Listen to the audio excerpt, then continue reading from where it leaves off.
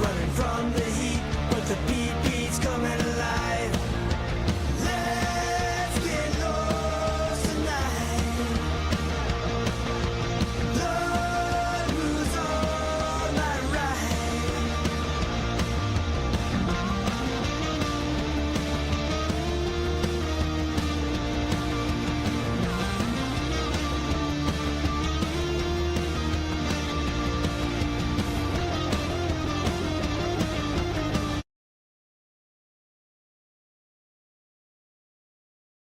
We are starting so late. As you can tell, I'm in a different studio where things don't work as well. We were waiting for the studio that we usually record out of, but the other show before us is way late. I'm not going to name names, but because it's very nice that they're letting us use this studio to begin with. But that is why we are running super late, and we're going to get right into it because we have so much to go over this week. It's like actually pretty crazy. I'm like, which is this if I want to make a direct point, am I looking into this camera mic? This one or this one? Yeah, this one. That one, yeah. Yeah. All right. And hopefully I won't fall off this chair because I'm, I know you guys think I'm a big personality girl, but I'm really a wee thing in real life, and I'm very far off the ground right now, and I could fall at any moment. It's really it's people don't talk enough about the physical dangers of podcasting, I don't think. Anyway, I want to start out this show by just giving a huge congratulations to Usha Vance. I mean, what a welcoming her fourth child with J.D. Vance, and the gender reveal will most likely be in the form of World War III. So I am just so excited for that family, another fine, upstanding young citizen. And I think, we have this conversation, especially as liberals, that a lot of these women in these relationships are victims as well. And I don't know. I mean, I've certainly considered it, thought it, said it aloud, about Melania or Usha. But it's like, are they, or are they actually just, women, and we want to think the best of women, but they're women who decided that they don't want to live with morals and or integrity, and it's worth it to them to live the kind of life that they want to live, the luxurious life, the easy life, the coddled life, by fucking really disgusting people, both physically and mentally disgusting people. So I don't know. I think this was the straw that broke the camel's back for a lot of liberals. The straw had already broken the camel's back for me because this woman had ample opportunity to leave J.D. Vance and has not. I mean, she had ample opportunity to just not get married to him at all. I don't think he was like an awesome guy before, and just like yucky, like not cool, like a dork, like gives you the ick kind of a guy. So whatever, we can't. People aren't good just because they're women. We know that, obviously, Christy Nome. But that is interesting news, and really aligns with the pro-family stance that the right is taking, which is developing day by day. We're going to get into more of that a little bit later because the Heritage Foundation has some really fun things up their sleeve. But the good news with this delayed start is that we got some breaking news, and don't worry, the news isn't good. The news isn't good, but I'm glad that I can be the one to report it to you. This came out within the past hour from NBC News. ICE says its officers can forcibly enter homes during immigration operations without a judicial warrant. So the policy was revealed in a May 12th memo in 2025, shared with a U.S. senator by whistleblowers. But this story is only breaking, as I said today, about an hour ago. And a May 2025 internal immigration and customs enforcement document shows that the agency told officers and agents they can forcibly enter homes of people subject to deportation without a warrant signed by a judge. The memo, dated May 12th, and which reads that it is from ICE Acting Director Todd Lyons, was shared with U.S. Senator Richard Blumenthal, a Democrat from Connecticut, by two whistleblowers. It says that ICE agents are allowed to forcibly enter the home of a person using an administrative warrant if a judge has issued a final order of removal. Administrative warrants permit officers and agents to make arrests and are different from judicial warrants, which a judge or magistrate signs allowing entry into a home. Lyons notes in the document that detaining people in their residences based solely on administrative warrants is a change from past procedures.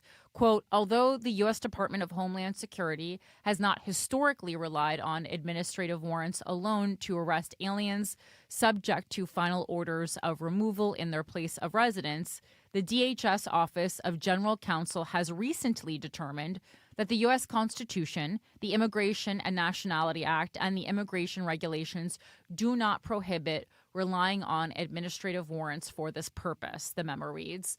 The memo says that agents may, quote, arrest and detain aliens in their place of residence who are subject to a final order of removal issued by an immigration judge, the Board of Immigration Appeals, or a U.S. district or magistrate judge. The memo says under general guidelines that officers and agents using a method called Form I-205 must knock and announce, and that in announcing, officers and agents must state their identity and purpose. The Associated Press first reported on the document Wednesday, today. Tricia McLaughlin, Assistant Secretary of the Department of Homeland Security, said in a statement that immigrants in the country illegally who are served administrative warrants, or I-205s, which are removal or deportation warrants, have had full due process and a final order of removal from an immigration judge. The officers issuing these administrative warrants also have found probable cause, McLaughlin says. For decades, the Supreme Court and Congress have recognized the proprietary of administrative warrants in cases of immigration enforcement. The group Whistleblower Aid, which is representing the whistleblowers who shared the memo with Congress, said this policy flies in the face of longstanding federal law enforcement training material and policies, all rooted in constitutional assessments. In other words, the Form I-205 does not authorize ICE agents to enter a home, the group said in a statement. Training new recruits, many of whom have zero prior law enforcement training or experience, to seemingly disregard the Fourth Amendment should be of grave concern to everyone. Blumenthal said in a statement that the memo was allegedly not widely distributed, despite being labeled all hands. A copy of the memo shared with Congress is addressed to all ICE personnel. And I mean, really, taking a leap of faith that these people all can read at a, adult level. Instead, the disclosure claims that the memo was rolled out in a secretive manner in which some agents were verbally briefed while others were allowed to view it but not keep a copy because they don't want this to get out. They don't want this getting out, Blumenthal said. It was reportedly clear that anyone who openly spoke out against this new directive would be fired. The memo is dated less than 5 months into, what needs to happen now is someone needs to start like ICE WikiLeaks. So, I think Mike's idea of joining ICE has now started circulating pretty widely in liberal spaces online. A lot of people are suggesting this. As my friend pointed out, during the rise of the Nazis, this was also a tactic that people took to basically waste funding and time from the Nazis. What I'm trying to say, wishy word. She just messaged me about it pretty recently. Yeah. I believe, she said it was referred to as malicious compliance. So wasting the time of hate groups or government agencies that are, in the opinion of Americans, doing really terrible things, which I think most of us can agree ICE is doing. It's not a new idea But that is definitely circulating more and more. I feel like if we talk about it so openly, then, they're going to start catching on, especially because of that reporter. What's her name? Like Laura, I think. She did a whole piece on being accepted into ICE even after failing her drug test. And it's not everyone who's on the field. Like there's plenty of administrative positions as well where you can, work really slow. And kind of they go through what they would like you to do step by step if you are going to be someone who is joining to waste time and drain funds. And if you join, you're not supposed to be loud and shake things up. You are supposed to be there under the guise that you are someone who actually, you're an American who actually needs a job, who wants to work for ICE. I wouldn't be, super gung-ho about it because I think that also puts a target on you. But just kind of like you do everything, but you do it poorly and you do it slowly. Like that's how they explain to do it if you really want to drain funds. And, if we all work together, we can drain millions of dollars of funds. Although, as I said, they'll, start, catching on. But like for the reporter who did it, they didn't even bother to Google her. And if they had done a very basic Google search, which is something, I think most women do before they even go on a Tinder date or a Hinge date with someone, they would have easily, found out that she's probably not joining ICE because she loves ICE. The memo is dated less than 5 months into the second term of President Donald Trump, who campaigned on mass deportations. Immigration crackdowns by the Trump administration against several Democratic-run cities have sparked protests and unrest, most recently in Minneapolis after an ICE agent fatally shot a U.S. citizen, Renee Good, on January 7th. Blumenthal, in a statement, said that the newly revealed ICE policy should terrify Americans. It is a legally and morally abhorrent policy that exemplifies the kinds of dangerous, disgraceful abuses America is seeing in real time, Blumenthal said. In our democracy, with vanishingly rare exceptions, the government is barred from breaking into your home without a judge giving a green light. The ICE memo says that Form I-205 is not a search warrant and should only be used to enter the residence of the subject alien to conduct an immigration arrest. Under the Trump administration, roughly 220,000 people have been arrested by ICE officers in the 9 months, January 20th to October 15th, according to data shared by a project in December. Around 75,000 of those people with no criminal records, according to the data. The figures were shared by the University of California, Berkeley's Deportation Data Project, which obtained them through a lawsuit brought against Immigration and Customs Enforcement. And that article is by Phil Hessel, a reporter for NBC News. And while we're on the topic of ICE, I mean, obviously, we're going to be talking about ICE a lot today. It would be crazy not to. But if you are in New York City, obviously, if you're anywhere in the country, please look up your local protest. I think it's mobilize.us, I believe I said was the URL. But I will be attending a protest 4 p.m. in Union Square this Friday, January 23rd. So if you want to come out, I'll see you there. I don't know, I don't have a specific corner I'll be on or something, specific that I'm going to be wearing. I would actually advise, most people advise, like when you're protesting, you really shouldn't be, it's a protest. It's not a parade. So you really don't want to be wearing anything to make you stick out. Basically you want to be wearing black. You don't want to have anything cumbersome on you, kind of want to have a fanny pack. A lot of times you should have an emergency contact written in Sharpie on the inside of your arm. Again, this is just like basic protesting 101 from someone who's been to a lot of protests. The ACLU often posts these. Obviously this changes city by city, but you want to make sure that you don't have anything illegal on you. In New York City, you can't have pepper spray on you. You can't have like brass knuckles.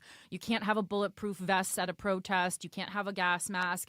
So these things, if you have them, are just, basically a reason to put a target on you. And it's so ridiculous because a lot of times the SWAT team shows up and they certainly have, they definitely have bulletproof vests, and they have, shields covering their face. So it's really quite crazy when you think about it. But that is the rules. And I really wouldn't, I know sometimes it's hard to find someone to do something that you want to do, but I would advise please trying to go in the buddy system. I will be going with Christina. And this is it's weird that I have to say this, but please do not bring your pets to protests. Like, some people have been bringing their dogs, and definitely not your children either. Like, no one who can't fend for themselves, should be at a protest. It's not safe. And certainly animals should not be at a protest unless you have like a tiger or a bear or something. But I hope you don't own exotic animals, because that's a whole other issue that we would need to talk about. But yeah, it is dangerous. And I think these are equivalent to like the BLM protests, where you certainly don't go with the intention of it becoming violent, but many of those became violent, and it wasn't the protesters in New York City that made those violent. So just saying. But that is what's going on. And, certainly many protests around the nation. And if you don't feel like you're physically fit enough, or don't want to, or don't have time to show up in person, you can follow along at the ACLU. You can make donations. You can, in Minnesota, a lot of people are afraid to leave their home to get groceries because they're, preying on so many people. You could be part of the community organizers that deliver groceries if you have a car to people's houses. There really is always something that you can do, whether it be a donation of time, money, energy. If you have some kind of a platform, the way I do, to speak about it, to spread the word, we all can be doing something and should be doing something. It's this is a time when we all definitely have to be super vocal about this stuff. All right. And then additionally, as far as calls to action and things that we can do to stop ICE, we have 2 weeks apparently to defund ICE. And now this is interesting because it made me start thinking about like defund the police, which really backfired on the left.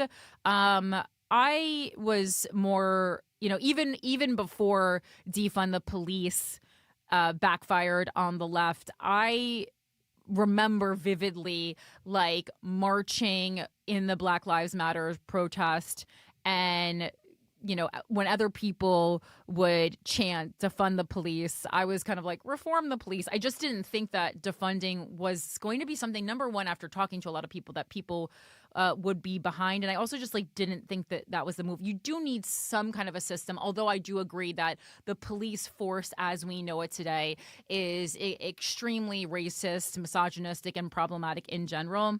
I feel actually more passionately that ICE is completely unfixable at this point and has been around way less long.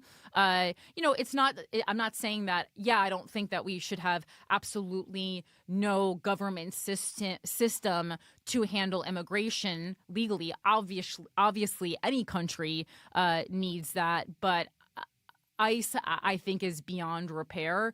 And it has struck fear into people in a way that I don't think is reversible. And, they're just absolutely, completely out of line in basically everything that they do.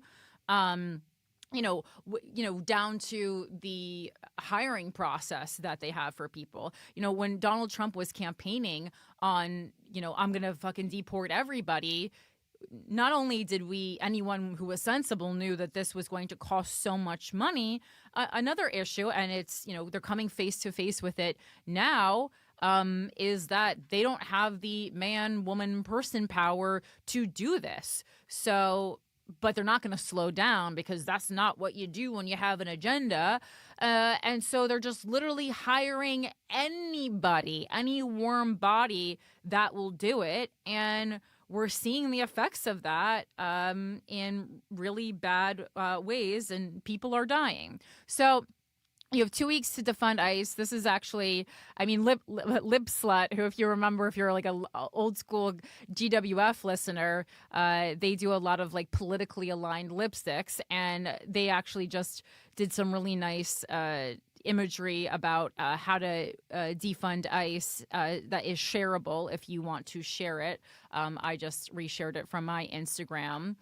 In the reshare column, not in my stories, because that's the new Instagram thing to do. So it says, here's what's going on. The appropriations process is how Congress allocates federal spending for various programs and agencies each year. Congress has until January 31st to decide how to divvy up funds. As of January 17th, the Homeland Security Appropriations Bill, which includes the Department of Homeland Security, agencies like CBP, ICE, and FEMA, has not passed the House or the Senate. How to help. Step 1, you're going to find your senator and state representatives using a site like 5calls.org, or there's many sites like that, but that's one example. And then 2, you're going to call your senator and state representatives, and you can use a script if that helps. Again, just go to Lipslut if you want this script, but I'm going to read it to you right now, so you can also just listen back. You say, hi, my name is whatever your name is, and I'm a constituent from then your city, then your zip code. I am calling to urge, say, your representative and senator's name to oppose any appropriations bill for the Department of Homeland Security that maintains any funding for ICE. Thank you for your time and consideration. And, as we've talked about before, as AOC has told us, the right does a lot more calling than the left. And I think at this point, I hope this is not even a right versus left issue, although I know many people are still supportive of ICE. I saw that firsthand when I wrote "fuck ICE" on my on that little note that's internal that only people you follow can see. I said, something like, if you like ICE, you're a pussy ass bitch, or something like that, because it was only going to people who follow me. And I still lost hundreds of people, and those are from people I follow, right? So my point is, the calls are coming from inside the House, and I think a lot of times, especially liberals, are guilty of assuming that people that we know and love, if they have not openly revealed their political and social views, that we assume that they think the same way that we do. And it's short-sighted. It's honestly borderline narcissistic. And it's just not true, right? And so use that information in whatever way you want to, but just know that if someone has not explicitly stated how they feel politically, if no matter if you love them, if you've known them for years, if you think you have a really good idea of what type of person they are or whatever, you ultimately do not know how they voted. And just because they like the same music as you, or they enjoy the same TV shows as you, or you've been friends for 20 years, that doesn't mean that they're politically aligned with you. And again, that doesn't mean that you can't be friends with them, but it's like this. It's time to have conversations about these things, especially if it's something that you've never discussed. All of my close friends I have had political discussions with.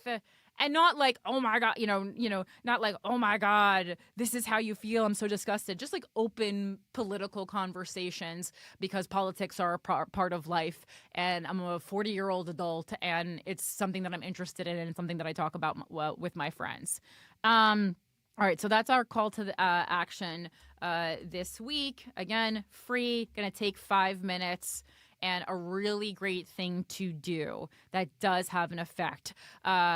Because I really have been looking at a lot of elected officials, and I know they've done all kinds of things to legally not allow, and in some cases, there was a congresswoman who I believe is possibly facing 17 years in prison for visiting someone who is detained in her area, in her jurisdiction, by ICE in a detention center. But that's the kind of things that we're doing. But it's in these instances that we should not be relying on constituents to be facing legal repercussions head on to get things done. This is where you really do expect your elected officials to do whatever it is that they need to do. I'm not saying like literally risk their lives, but I think that your elected officials should be willing to risk jail time to get done what needs to get done.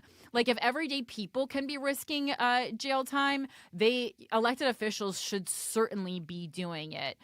So if they're kind of worried pacing around their office and not like on the ground running, I would question that. I would think about that before casting a vote again. As I said, I got lots of time, and I have, and my mom can watch my dog. So I am not an elected official, but if it's time to go to jail, it's time to go to jail. We can't be sitting back while this is happening. I just feel like a lot of elected officials what's going on here? We need a little more movement from everybody. I don't want just an Instagram story. Like an Instagram story is acceptable if you are, a mom of 3 and that's all you have time for on your plate. But if you're an elected official, whether or not you're a mom of 3, quite frankly, you have to answer to the constituents. All right. Next order of business is Pageant to the People, Arizona, Tucson area specifically. The show, it's not even a show, the comedic but also serious town hall that I am hosting as the first of hopefully many in my quest to spread the joy of municipal politics to everyone across this great nation. The link for that is finally live. I have it in the Linktree link in my bio everywhere on social media. We'll also put it in the notes for this show. Again, it is a fundraiser. I tried to get the cost as low as possible. Ultimately, it was not my decision what the actual ticket price is. I found out today. It is $65, but. Oh, there's also, it's just $65 is if you want to sit. There's a general admission standing for you youngins for $55. I'm 40 and I could easily stand for the duration of a town hall. So, wear flats and let's do it. But remember, this is a donation to the Pima County Democratic Club in Arizona. So it's not, this money is not going to me. Like I said, I'm not barely making anything off of this. I'm not even making a fee. I'm making literally a stipend. And if you don't know, I mean, in the entertainment business, when they say stipend, it's basically just like this will cover kind of what you're losing by not doing stand-up shows this weekend, and that's absolutely it. And I'm talking about club shows, not theater shows.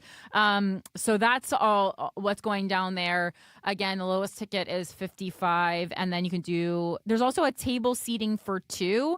That's $75 each. Again, just look through it, but keep in mind this is a fundraiser. Many fundraisers in politics are hundreds, if not thousands of dollars a ticket. So this is a pretty accessible one. And the good thing is I double-checked this today with the head of this, there is no drink minimum at Club Congress. So ultimately, this is still less than you would probably pay if you came out to see a comedian at a show and had to tip your wait staff and pay for 2 drinks and all that jazz. And this is a donation. Keep in mind, just like with most political donations, I don't think this is tax deductible. So some people are like, oh, assume it's tax deductible. Again, I try to be really transparent. Political donations are, pretty much, I don't think ever tax deductible. But it is a donation to your community if you live in Arizona, or if you don't live in Arizona. If you live anywhere close to Tucson, if you're visiting Tucson, I highly recommend it. I am going to be interviewing 3 elected officials from Pima County, and we're going to have conversations about things that they're doing for the community. You will have an opportunity to speak to these people.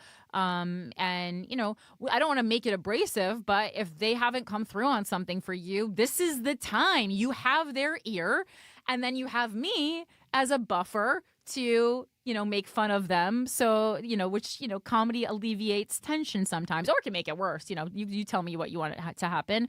And you'll also have the opportunity to sign up to register to vote if you are not already registered to vote, to bring someone that who is, in the past has not at all been politically active. This would be a really good way to get them to be politically active. And also, if you are yourself interested in running for some kind of a municipal role in Arizona, this is the time to do it. There will be many people from the Democratic Club there. There will be, there are people who are on the staff. Literally, their role is to support and educate possible candidates who they see potential in. Like, it is very similar to the entertainment business. If people see potential in you, they will basically help develop you as a candidate the same way Hollywood helps develop a skinny blonde chick with boobs so big that she'll tip over, and you don't have to be skinny or have boobs so big that they will tip you over. Although honestly, I think that probably would be helpful also in politics, but that's because we lived in a fucked up misogynistic society. So that is that. Make sure to get your tickets. They're already selling. The guy who runs it, his name's Alex, and he was just like, he's like, tickets are already sold, and I don't even know how because we didn't announce it. And I said, Alex, you know me. I announced it already. We got to get to this.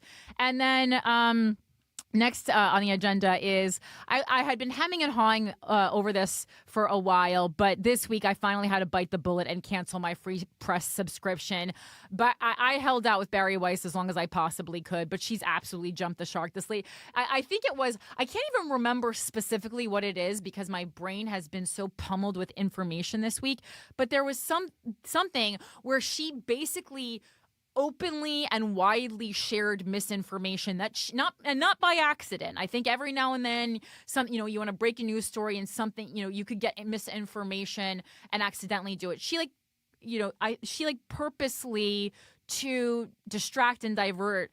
And I can't remember this, Mike. If you remember what this instance was, I was looking through all my files. She shared some information that she basically knew was 100% not true, and that for me that's it. Once you start knowingly sharing misinformation, and then stack that on top of her censorship.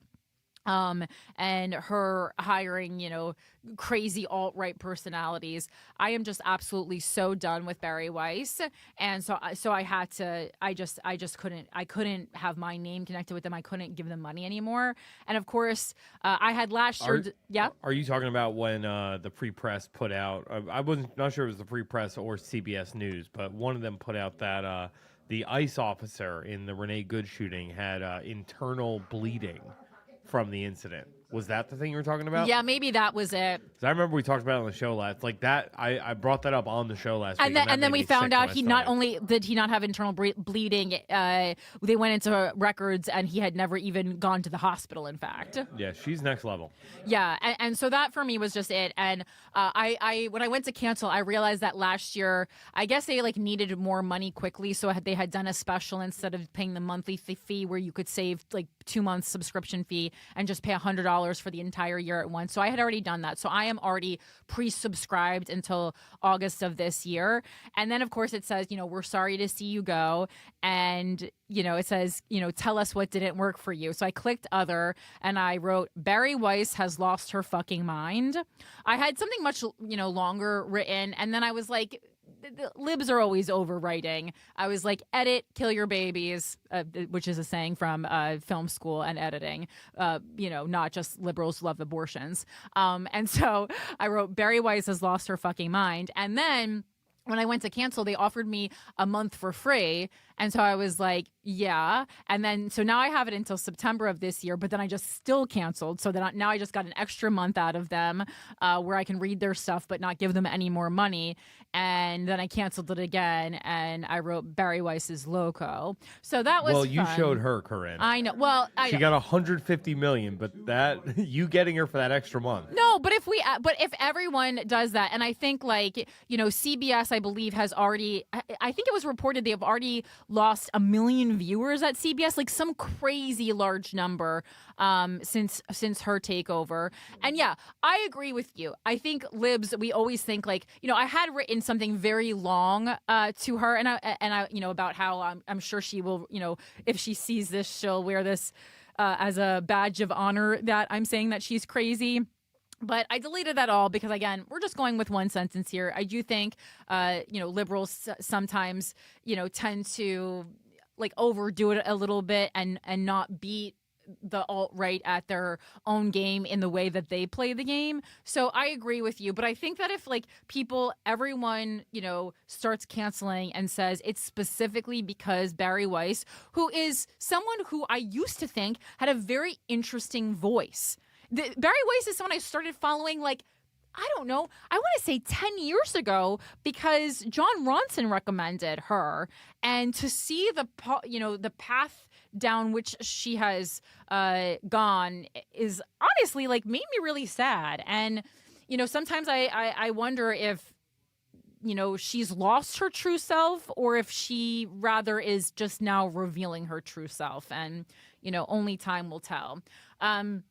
But either way, if you got paid $150 million, I think whatever your true self you had before then goes out the window. No one's giving out $150 million checks for a blog unless they can control what it is that you're going to say. Right. Well, so listen, I'd love $150 million, but I wouldn't do what Barry Weiss is doing for $150 million. And that's very, like, it's 100% true. 150 million% true.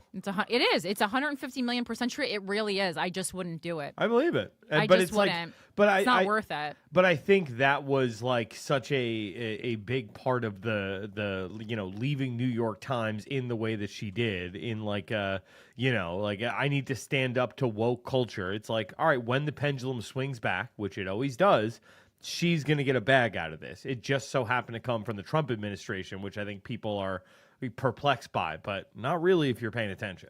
Well, and also it's funny to me that like the New York Times isn't even that woke, which is like pretty, certainly, they didn't prove themselves as overly woke in any way during the mayoral, elections here. And then just speaking of the New York Times, who I'm sure is, mad at Barry Weiss, there was an article from January 13th that said we need to be in the news inside Barry Weiss's bumpy revamp at CBS. And I just want to read like the first paragraph of this. Her reimagining of CBS Evening News is under heavy scrutiny and even became a punchline on her own network on Sunday at the Golden Globes, with Nikki Glazer's infamous line that we talked about where she said, she called it, CBS the place to see BS news, which was just so smart.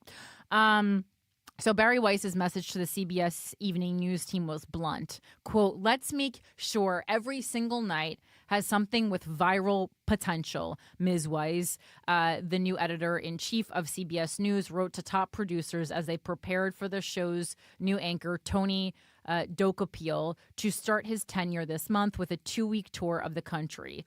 The goal for this roadshow is not to deliver the news so much as it is to drive the news, Ms. Weiss wrote in a note obtained by the New York Times. We need to, in asterisks, be the news for these 10 days.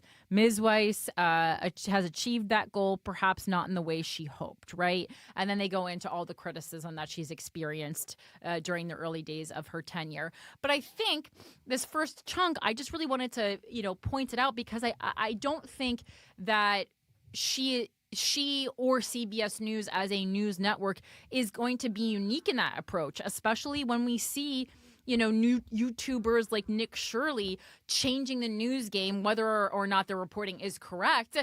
They are getting eyes and ears and views. And, while news network's number one goal should be to get you the news as factually and as quickly as human possible, I think a lot of times now they're just kind of more concentrating on like how can we get the most clicks because after all, it is still a business, and that's super dangerous. Yeah, but that's when you also have not to true. monetize things. What do you mean? What's not true? Well, like, yes, in theory, we should go viral every single day. But her goal is not actually to go viral. It's to carry water for this administration. If she was hired to, quote unquote, go viral, then why is it in 3.5 years of being on YouTube, the Free Press has 4 videos with over 1 million views, right? That's it. 4 of them. well- Out of, we're talking, they post 4 or 5 videos a day, every day for 3 years. I They've know. managed to go quote unquote viral, 7-figure views 4 times. And you're obsessed with this. I know you are, but I'm saying this is the game plan she has at CBS. She you did don't not think this say was that the as her same game plan as Free Press?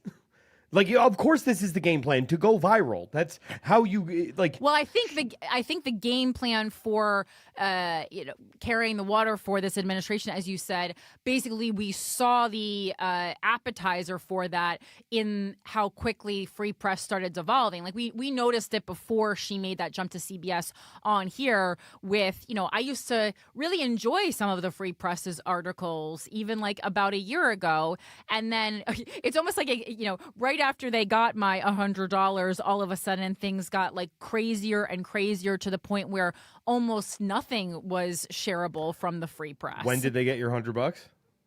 It would have been August 2025. I mean, we're talking like they were throwing that out there to be like just to inflate their financials for when they went to sell. Well, in Paramount Skydance. And in retrospect, it makes perfect sense. Let's get everyone's money before we go, batshit crazy. It really did make sense. I think it was more about inflating their balance sheet to bring to billionaire investors. Yeah, yes, but then they also are able to just go rogue and not worry about it. And like the perfect time to get money is when you're still doing exactly what you set out to do as the Free Press before you took on this other thing. And it's just so funny that someone who created something called the Free Press is now taking orders from an entire administration. That's just hilarious. I mean, it'd be hilarious if it wasn't so sad.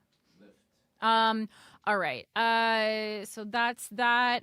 And then, speaking of funding things and funding Free Press, shout out to our amazing dictator, Christopher Fungi. Thank you so much for continuing to support the show in the way you do. Appreciate you so much.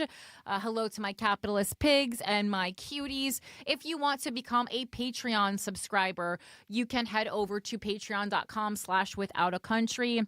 And for as little as $6 a month, you can help to fund things, that aren't the Free Press, other things, and hopefully spread critical thinking and democracy all across this great nation and all across the world. I know we have a ton of international listeners as well, and I appreciate you. As someone said online this week on a TikTok of a woman who was talking about my show, I think she was, I want to say maybe from Australia, and she was like, yeah, it's unfortunate that we have to keep ourselves abreast of what's happening in American news because it unfortunately does affect our country as well. And so if you are listening for that reason, thoughts and prayers, as we like to say in America. But thank you for being here. And if you join the Patreon, you do get one additional bonus news story every single week that I record after the show. And it's a nice complimentary piece to this regular episode.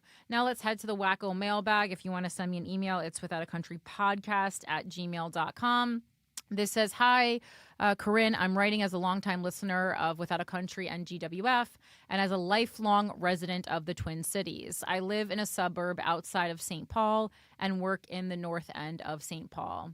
I don't know if whatever I write in this email will be worthwhile or new to you, but a big part of me is scared that the rest of the country does not and will not have good understanding of the extent of the terror and atrocities ICE is inflicting on the Twin Cities. And some of this we've gone over, some of this we hadn't. I just wanted to, as someone who is there on the ground, which I believe I did ask for as well, relay this information. If you've heard it already, I don't think in this instance it hurts to reiterate it. We really need to know what's going on. And again, I know that everyone doesn't have like 48 hours straight to sit on their phone and look through all the far left accounts that are posting videos and stories about this, as I have done. And my brain is hurting.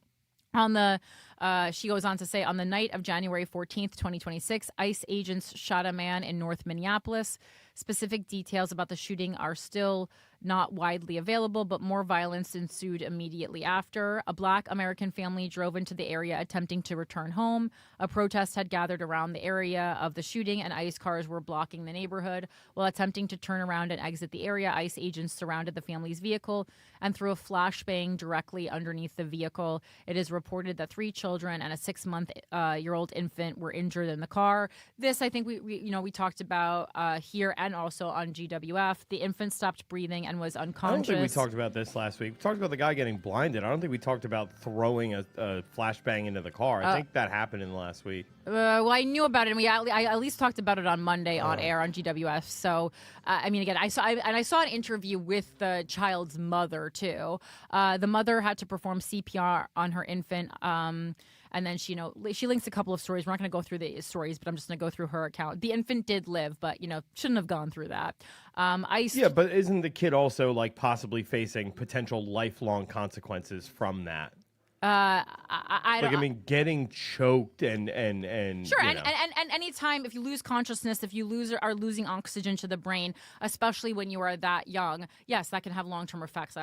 Of course, disgusting. ICE threw flashbangs, tear gas under a car with our 6 kids inside. This is another story, not the writer, but it's another story from Minneapolis parents. ICE attacks car full of kids, leaving. This is all the same story. These are just different headlines about that story. ICE attacks car full of kids, leaving 6-month-old baby unconscious. That's from the New Republic. ICE is targeting people based on their skin color. Yeah, obviously. And by their accent. Also, obviously. I'm not being rude to you. I'm just saying, yeah, of course they are. They are taking people and using excessive force first before checking their citizenship and status. Yeah, there's been multiple accounts of people, being forcibly thrown to the ground, and they're like, yo, I'm a citizen. What are you doing? I've seen some posts online about a very creepy AI face scanning app that they are using that pulls up your whole life history, basically, but it's super faulty on people of color. That's something that we've talked about on the show before, not specifically AI used by ICE, but AI face scanning in general, is set to recognize first a white male face, and so people of color are often misidentified. So it's that was already a problem with regular human witness accounts, and so now it's going to become a problem with AI as well. So fun. So they are frequently mistaking people for who they are. I'm not able to find any mainstream articles on this, though. They are going door to door in different St. Paul and Minneapolis neighborhoods, and in the suburbs now too, even bashing doors in without real warrants, which again connects to the breaking news story that we talked about at the top of the show. What might not be understood nationally is that ICE presence is spreading throughout the Twin Cities. The Twin Cities refers to St. Paul, Minneapolis, and their surrounding metro suburbs. Just to highlight how interconnected the Twin Cities are, it is very common for people to drive 15 to 45 minutes on the freeway from their home to get to work somewhere else in the Twin Cities metro. A family member even told me yesterday that a close friend of his was stopped by ICE agents last week and asked to show her proof of citizenship. When she did, the officer replied, "Next time, you won't be so lucky." This happened in Duluth, which is 2.5 hours north of the Twin Cities. ICE is now in many surrounding suburbs. I have also heard that they are present in rural areas north of the Twin Cities. For any conservatives who have malice for or prejudice against Minneapolis, know that this terror is spreading. The school I work at was closed for a day due to excessive ICE presence the day before, and we knew that was happening with Minneapolis schools, as ICE has been targeting the trailer parks and low-income apartment complexes nearby. School districts are closing and offering online learning because students and families are scared to leave their homes, and because such horrific violence was used by ICE officers at Roosevelt High School. I am white and recognize my great deal of privilege as this is unfolding. However, I married into a Black immigrant family, and I fear for my husband and my other family members on a daily basis. Again, the ICE approach has been to use violence and force first, then check a target's status after. I think what the story about the family being tear gassed highlights is that they will target any person of color, and there are many other examples you can find highlighting that. There are a lot of stories I've seen where women are being sexually assaulted by ICE agents. Again, we knew about that. We heard the story of the ICE agent like going into the porta potty with the woman for an extended period of time as another agent watched. God knows what the hell happened in there. I mean, just story after story after story. And they're not isolated incidents. I've seen a lot of stories where isolated incidents. Yeah, no, I know. I've seen a lot of stories where small children, even as young as 1, are unaccounted for when family or caregivers are taken by ICE. Additionally, there was a story today where a 4-year-old was taken by ICE, a 4-year-old by himself taken by ICE. I think it was a male, and then returned with excessive bruising. We talked on this show about them also like taking people's pets, right? Or taking pet owners, leaving the pet by them. I mean, that's like, that's a whole other, because that's a whole other world I'm in on Instagram is like, pet rescue world.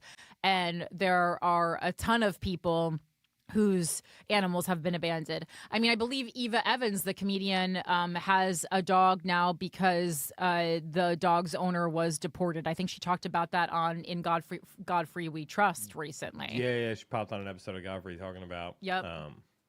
Yeah. And like every dog story is not that great. Like it's great, that someone reliable and awesome like Eva, was able to care for a dog, but many of the dogs end up in the shelter and, ultimately are going to be euthanized, I'm sure. I go to work every day worried that these stupid agents will take my mother-in-law who cares for my toddler, and my toddler will either be left unattended or will also be kidnapped. They are even kidnapping Native people and holding them in a facility that used to essentially be a concentration camp for Indigenous people. I think anything else I have to say would just be an angry rant. I am trying to hold on to hope that the rest of the country and both sides of the political aisle can see past this administration's bullshit portrayal of what is going on here. I wrote this email over the course of several days because I am hugely pregnant, working, and have a toddler, and I am just not getting things done as quickly as I would like. I am sorry if some of this info or the articles are not up to date. Thank you for all the work you do to encourage critical thinking and truth-seeking. Please don't share my name on the podcast, which I wanted to, read because it just shows, like, again, like, people plenty of times when they write into podcasts say, please don't share my name. I completely understand that, especially when you're like working in the school system and stuff.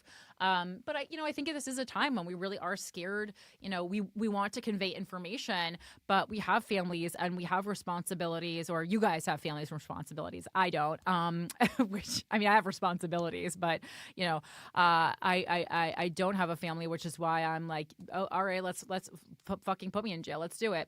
But we are. I'm the opposite. I want to go to jail to get away from my family. Oh my God. You're like a sitcom dad. Classic Mike. What happened to girl dad? You tired? You need a rest, Mikey? I mean, look, I'm all about being a girl dad, but when I tell you, like, honestly, jail is, if you take away the rape or the threat of rape, I should say, I mean, it sounds a lot like rehab to me, and rehab is a pretty chill time. I mean, listen, Martha Stewart had a great time there. I think she was probably in a different kind of a system than most people go into. But I feel like you could get, very religious. You could get very in shape and, I don't know, get some books read maybe. Definitely you could get through the Bible. All right.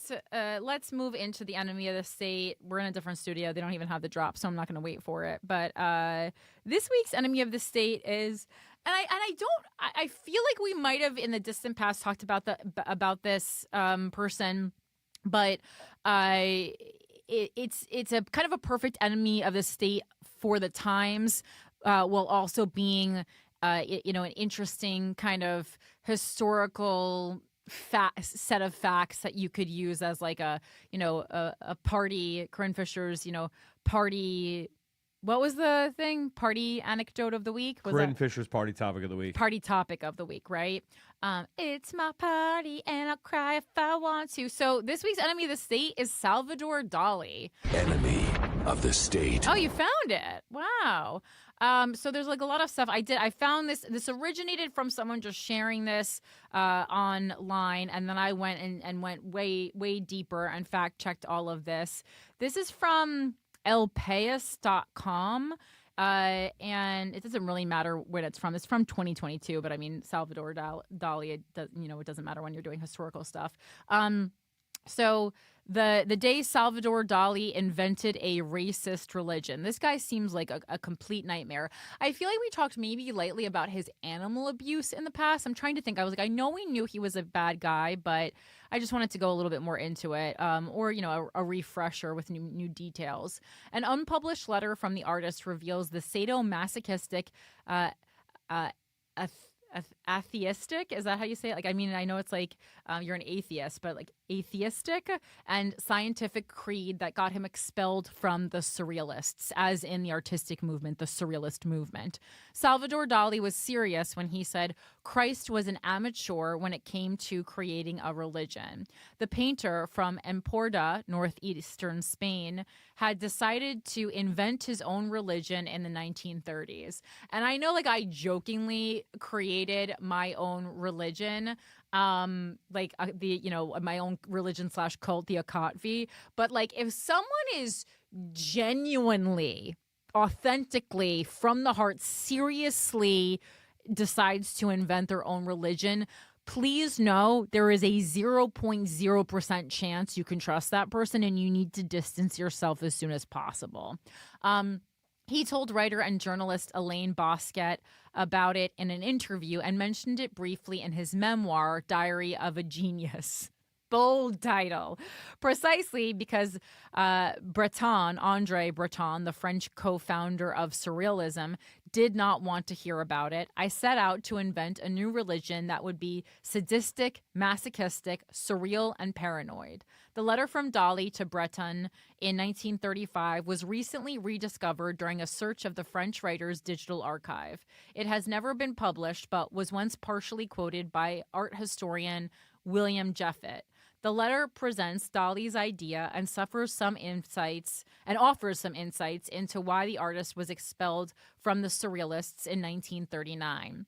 Breton kept the letter as evidence against him. Smart.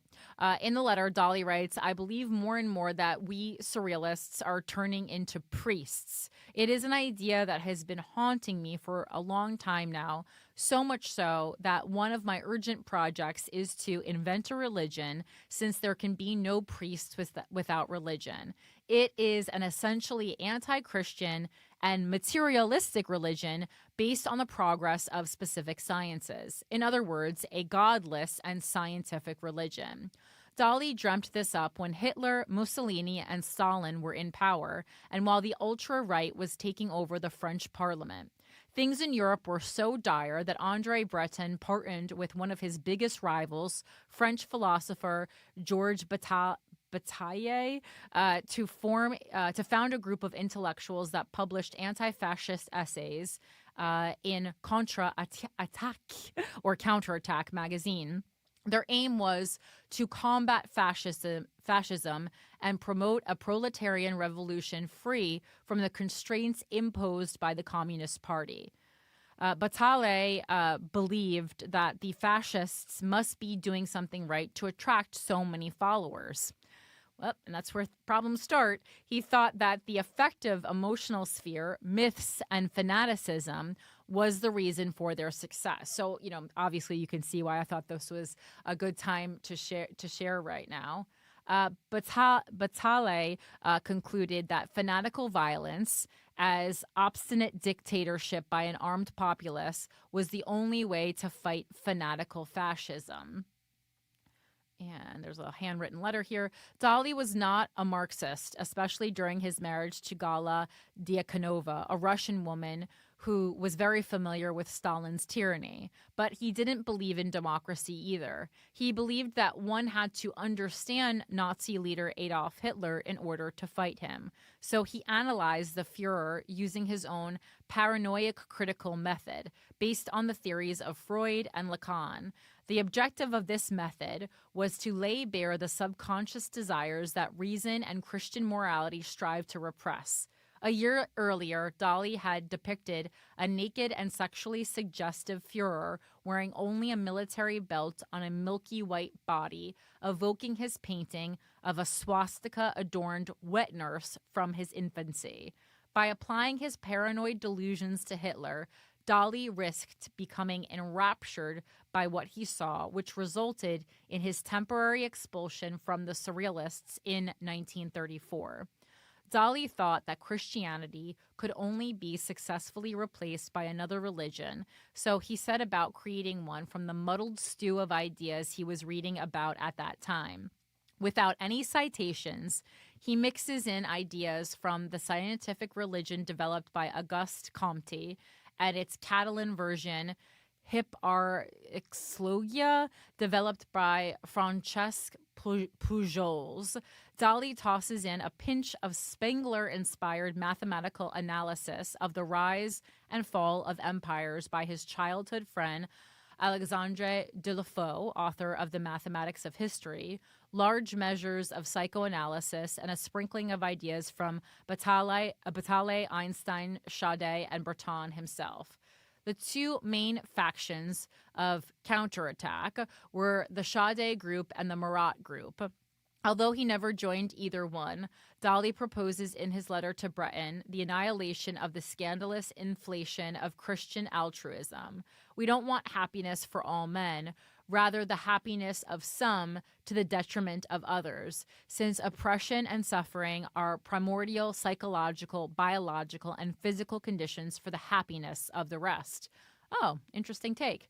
Dali uses Sade's principle of pleasure and pain to shockingly propose human sacrifice, that is, the apotheosis of injustice in the Christian sense of the word. Dali's religion was also masochistic. In his letter, Dali says the elite classes would have to make some sacrifices. For example, human sacrifices will often be chosen from the wealthy and creative hierarchies because it is essential for them to experience a potential death penalty which satisfies their lust for pain and therefore pleasure. And honestly, like having one of the, billionaires decide on sacrificing one of their own, unfortunately, is something that I can 100% see liberals getting behind today. And so that's why I like to share stories like this. Again, this show, I know sometimes could feel like, let's attack the right, but it is also, wow, let's really, critically assess the left as well, because we are certainly making a slew of mistakes, and we are not on any moral high ground to really be speaking down too much to anybody else either. The painter dubiously believed that every phenomenon that disrupts an intellectual conviction is revolutionary, and Nazism was exactly that, said Dali. It was hyper-original in that it stirred up the real and raw anxieties always underestimated by Marxism.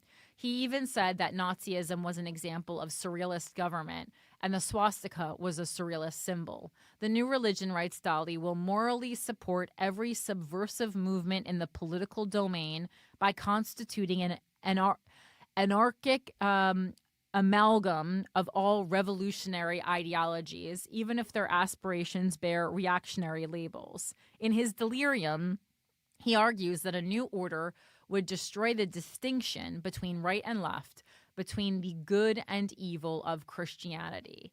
His obsession for developing a new human spirituality by fighting Nazi irrationality with more irrationality pushed Dali to the other extreme, an abyss of anti-humanist humanist cruelty. The same year that Hitler signed the racist Nuremberg laws, the painter proposed replacing class struggle with a racial struggle. Confronted by Nazi racism, he espouses more racism. Quote, the domination or submission to slavery of all the colored races could be possible, Dali said, if all the whites united fanatically. In 1939, when Dali no longer tried to hide his support for Spanish dictator Francisco Franco and had crowned himself the king of surrealism in the United States, Breton finally decided to permanently expel him from the Surrealists, citing his racism. I learned about it directly from him, said Breton, and I made sure that his letter was not trying to be humorous. Breton had kept Dali's letter as proof. He had also received an even crueler letter from Dali, but only a handwritten copy made by Breton has survived, or Breton. I don't exactly know how to say it, but it's Breton. The chilling letter that the archive definitively attributes to Dali says, quote, I declare that even though I may have pity and a negative opinion of the cruel lynchings and bonfires, I admit to feeling real pleasure and considerable sexual excitement in reading about such things, and I do not intend to censure those who burn blacks alive and lynch them. I have to consider the legitimate pleasure that drives these people. Although I reject the odious social reasons beyond passion and pleasure that are causes of such conflicts. Whoa! Just like the Marquis de Sade's infamous perversions conceived while imprisoned in the Bastille, Dali's own deliriums... Marquis de Sade. What? Marquis de Sade. Oh, it's Sade, not... Okay, well, I was saying it like the singer of Sade, so it's No, it's Sade. like that's where sadomasochism comes from. Oh, I love that you know that. Well, sadistic, Not scary at the all. Marquis de Sade. Yeah, it was like a... No, it was like a 90s movie that was like always on HBO back in the day. Oh, really? Just a horny old man locked up in the Bastille Oh, interesting. doing messed up BDSM stuff. Dali's own deliriums amounted to nothing more than fanciful words. Years later, he reverted to a bombastic Catholic mysticism while living in Franco's Spain, but his unpublished letters are a shocking reminder about the dangers of irrationalism and its anarchic authoritarian leanings. And there is a full transcript of this letter if you want to click on it and read, but I think that's enough time for the enemy of the state. But I just thought this was like the perfect enemy of the state for the times. And also, so like, you know, in a weird way, as, you know, an artist who is, you know, very interested in politics and also, you know, pursues politics, you know, we see, you know, it is not uncommon for that to happen. But I think it's also a reminder that just because you love an artist's work does not mean that you can blindly love or follow their politics. And, you know, I'm not, you know, in these days, you know, I'm talking less about painters and talking more about stand-up comedians and specifically podcasters, right? Because, you know, because of what we've seen with so many artists who have podcasts who are now really affecting politics. And having people, you know, and who have people's ears and who have a relationship with them. And once you do develop a relationship with someone, even if it's parasocial and they have a certain level of trust for you, you know, it is easier to convince people of your beliefs because they won't.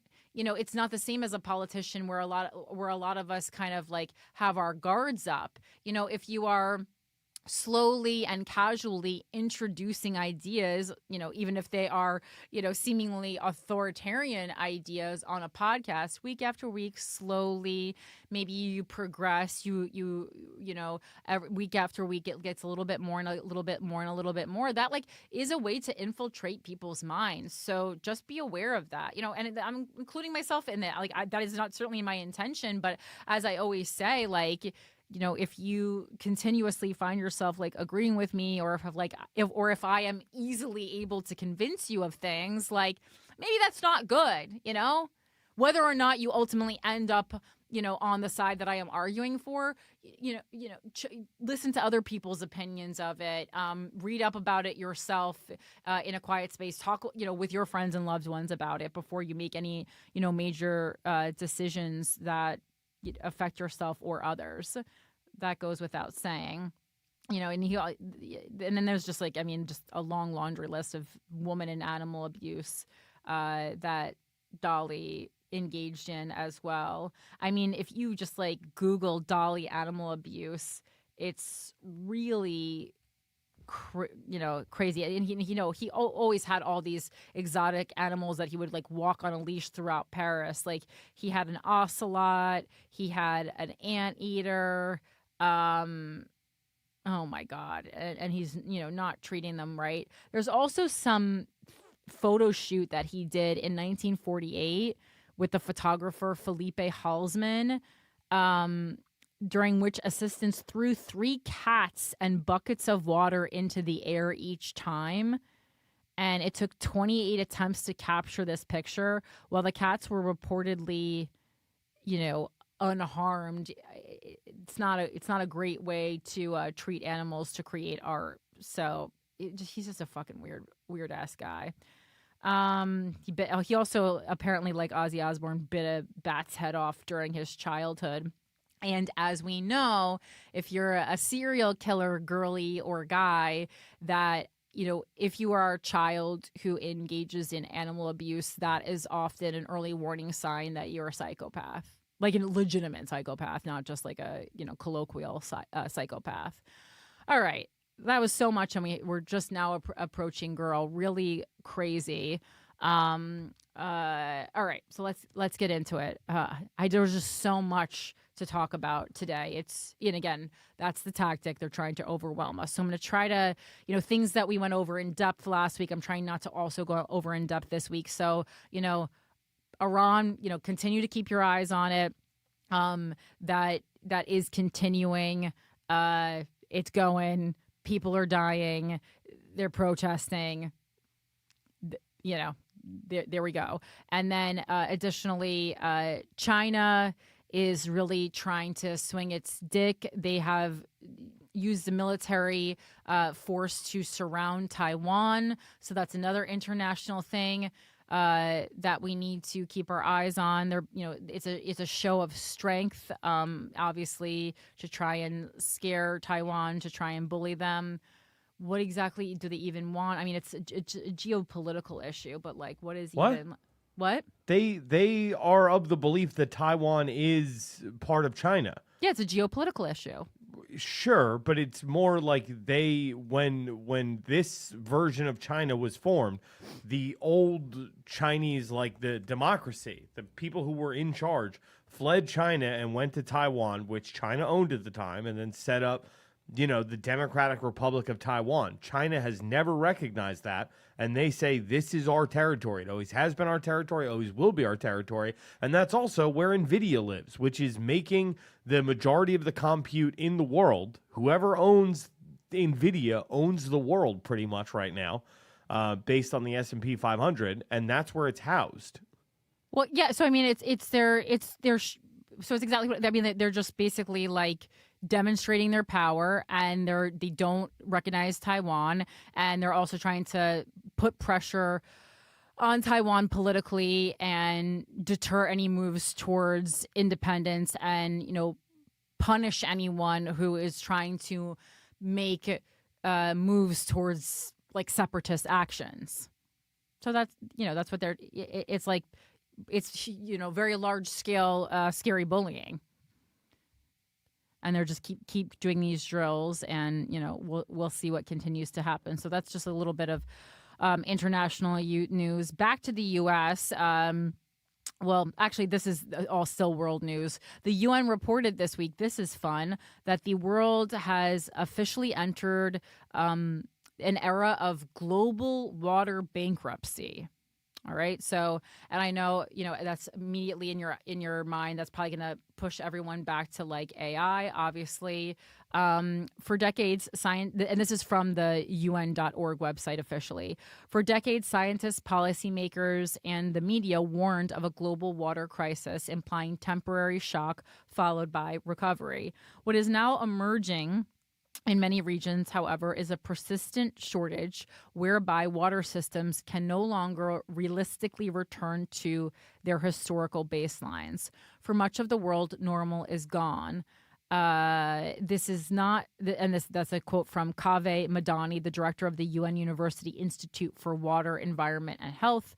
This is not to kill hope, but to encourage action and an honest admission of failure today to protect and enable tomorrow. Mr. Madani, not to be confused with Zoran Mamdani, it's Kava Madani, emphasized that the findings do not suggest worldwide failure, but there are enough bankrupt or near bankrupt systems interconnected through trade, migration, and geopolitical dependencies that the global risk landscape has been fundamentally altered. The burdens fall disproportionately on smallholder farms, indigenous peoples, low-income urban residents, and women and youth, while the benefits of overuse often accrued to more powerful actors. The report introduces water bankruptcy as a condition defined by both insolvency and irreversibility. Insolvency refers to withdrawing and polluting water beyond renewable inflows and safe depletion limits. Irreversibility refers to the damage to key parts of water-related natural capital, such as wetlands and lakes, that makes restoration of the system to its initial conditions infeasible. But all is not lost. Comparing water action to finance, Mr. Madani said that bankruptcy is not the end of action. It is the start of a structured recovery plan. You stop the bleeding, protect essential services, restructure unsustainable claims, and invest in rebuilding. The world is rapidly depleting its natural water savings accounts, according to the study. More than half the world's large lakes have declined since the early 1990s, while around 35% of natural wetlands have been lost since 1970. The human toll is already significant. Nearly 3/4 of the world's population live in countries classified as water insecure or critically water insecure. Around 4 billion people experience severe water scarcity for at least 1 month each year, while drought impacts cost an estimated $307 billion annually. If we continue to manage these failures as temporary crises with short-term fixes, we will only deepen the ecological damage and fuel social conflict. The report calls for a transition from crisis response to bankruptcy management grounded in honesty about the irreversibility of losses, protection of remaining water resources, and policies that match hydrological reality rather than past norms. And historically, Trump's administration not really super great with ecological issues, but we can try and put pressure on elected officials. And again, I know specifically Gen Z environmental issues really tend to be your number one thing. And so, I mean, if you haven't picked your career yet, maybe that's a way to go down, a road to go down. Or if you are, getting into activism or thinking of creating art, like that's something that really needs a spotlight and needs creative people to find not only creative solutions to the issue, because, I talked many times, it is, not often policymakers who are creative. And so creativity, we often think can only be used towards art. I highly, recommend that if you are a creative person who also has a deep yearning to make social impact, that you can turn your creativity into being a creative policymaker. You can be a creative activist, or you can be, a creative environmentalist. I don't know many, specifically environmentalists. I don't know how creative they are or aren't, but politicians I do know, and they are not creative. So, just thinking of creative ways to not only solve the problem, but to get people interested in solving the problem. All right, next up, what's the What's the Heritage Foundation up to? This is important. You always got to check in with them. I saw that they were trying to financially penalize women who don't have children. So I just wanted to go onto their website and see really what are they doing about that right now. This is straight from heritage.org, January 8th, 2026. Saving America by Saving the Family, a foundation for the next 250 years. And, there is a full report here. Let's read the summary. To end America's family crisis, policymakers and civic leaders should treat restoring the family home as a matter of justice, driven by two truths. The first is that all children have a right to the affection and protection of the man and woman who created them. The second is that the ideal environment in which to exercise this right is in a loving and stable home with their married biological parents. In contrast, the default in American culture today is to put the desire of adults over the needs of children. Children are too often called to sacrifice what is due to them, the presence of their mom and dad under the same roof for the entirety of their childhood. And so that goes into something we talked about on GWF earlier this week, which is like they're trying to undo no-fault divorce. The key takeaways, as summarized by the Heritage Foundation, are: number one, the family is the foundation of civilization, and marriage, the committed union of one man and one woman, is its cornerstone. It is the seedbed of self-government. Two, the question that will determine the course of America's future is: what happens to a nation when its citizens largely stop having children and eschew marriage? And three, the only way for America to thrive in the future is to rebuild the family, which can only happen with a societal commitment to revive the institution of marriage. And additionally, as far as like the financial penalties, I also saved because I think it's written in this long, this is like they love to do things for many, many pages. Oh my God. And yeah, there was the thing I sent you that was like no. I saw that too. That's what I'm going back. I had already saved that though, because I talked about, I had saved it for actually GWF because I thought it was like good for that, but I think we should talk about it here too. Right. I remember you telling me that. So this is from Pull Up Spasta Politics. And it is basically, she's saying that Republicans want to charge you, $17,000 in additional taxes if you don't get married and have a child. This is, what she took from, there's 160 pages for this specific idea that they have, but that it would be the financial burden that they want to place on people. And I mean, they're citing some interesting sources here. Like, you see that there's, I can't even get into this because I didn't read all 160 pages, but it's like they're citing the Negro family, the case for national action. And it was, and they're talking about that they were so concerned in 1965 about a 25% non-marital birth rate for Black women that he called for national action from the federal government.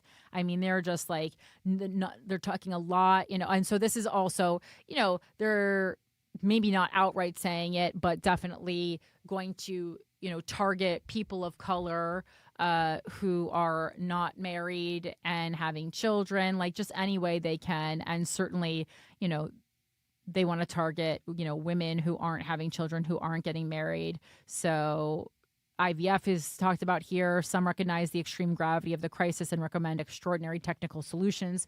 These include mass subsidies for IVF, egg freezing, and genetic screening, combined with a market for babies where people, usually men of means, contractually create many children across many partners or surrogates. The ultimate end of this form of pronatalism envisions a world of artificial wombs and custom-ordered lab-created babies on demand. I mean, if you really want to get into it, just go and read this. But again, the Heritage Foundation, although they are evil, they are nice enough to really put everything out there for us if we want to look into it. Wait, do you remember last year we talked about I forgot the name of the convention, but it's basically some pro having babies convention that I was like, oh, I need to get a press pass and go to that next year. Do you remember what I'm talking about? Do you remember talking about that? They did some whole piece on that. Pro-natalist is the movement. Right. So because I was like that just reminded me. So it was a pro-natalist movement. Yeah, let me see here. I'm trying to find the name of the event. All right. Again, let's move on just because we have so much to go over. I feel there's not a ton of reliable sources for what I'm about to say, but I did think it was the natal conference was the natal conference. Okay. But I did think it was one of the biggest stories of the week, which is why I put it on the thumbnail for this episode. And it's about a potential pathogen leak, a deadly pathogen leak from, you guessed it, an animal lab. This one located, however, right here in our country, specifically in Montana. So 12 hours ago, it was breaking news from the White Coat Waste Project, which I actually do think they do good work there, and so I did want to bring it to everyone's attention just because I really didn't see it talked about anywhere else except for InfoWars, which I'm going to talk about that article, but that doesn't make me feel good. When the only site to source my secondary source has to be InfoWars. I fully acknowledge that is not good and it's not strong. So take it with a grain of salt. But as I said, and the reason we've previously had someone from the White Coat Waste Project on the show is because they actually they do get stuff done and they do break news that other sources aren't breaking, right? So it's a breaking. We just uncovered a massive biosafety breach at one of the most dangerous animal labs in the country. In a November 2025 biosafety report, the NIH's Rocky Mountain Lab indicated that it notified authorities about theft, loss, or release of a select agent or toxin. These are pathogens that can kill and be used as bioweapons. They're probably hoping no one paid attention, but we did. For years, we've advocated against this dangerous government animal lab. It's wasteful, cruel, and puts humans at grave risk. So, let's see if there's anything else. And they didn't do a full report on it. It's still just pieces. They said this can include pathogens like ricin, anthrax, Ebola, and plague. So that's good. And then they do have the actual documentation that they share on their Instagram, right? So I tried to find a little bit more. You can find information about that specific lab. The only actual news agency that I did find that picked it up, and I get it's still very fresh, so that might be part of the problem.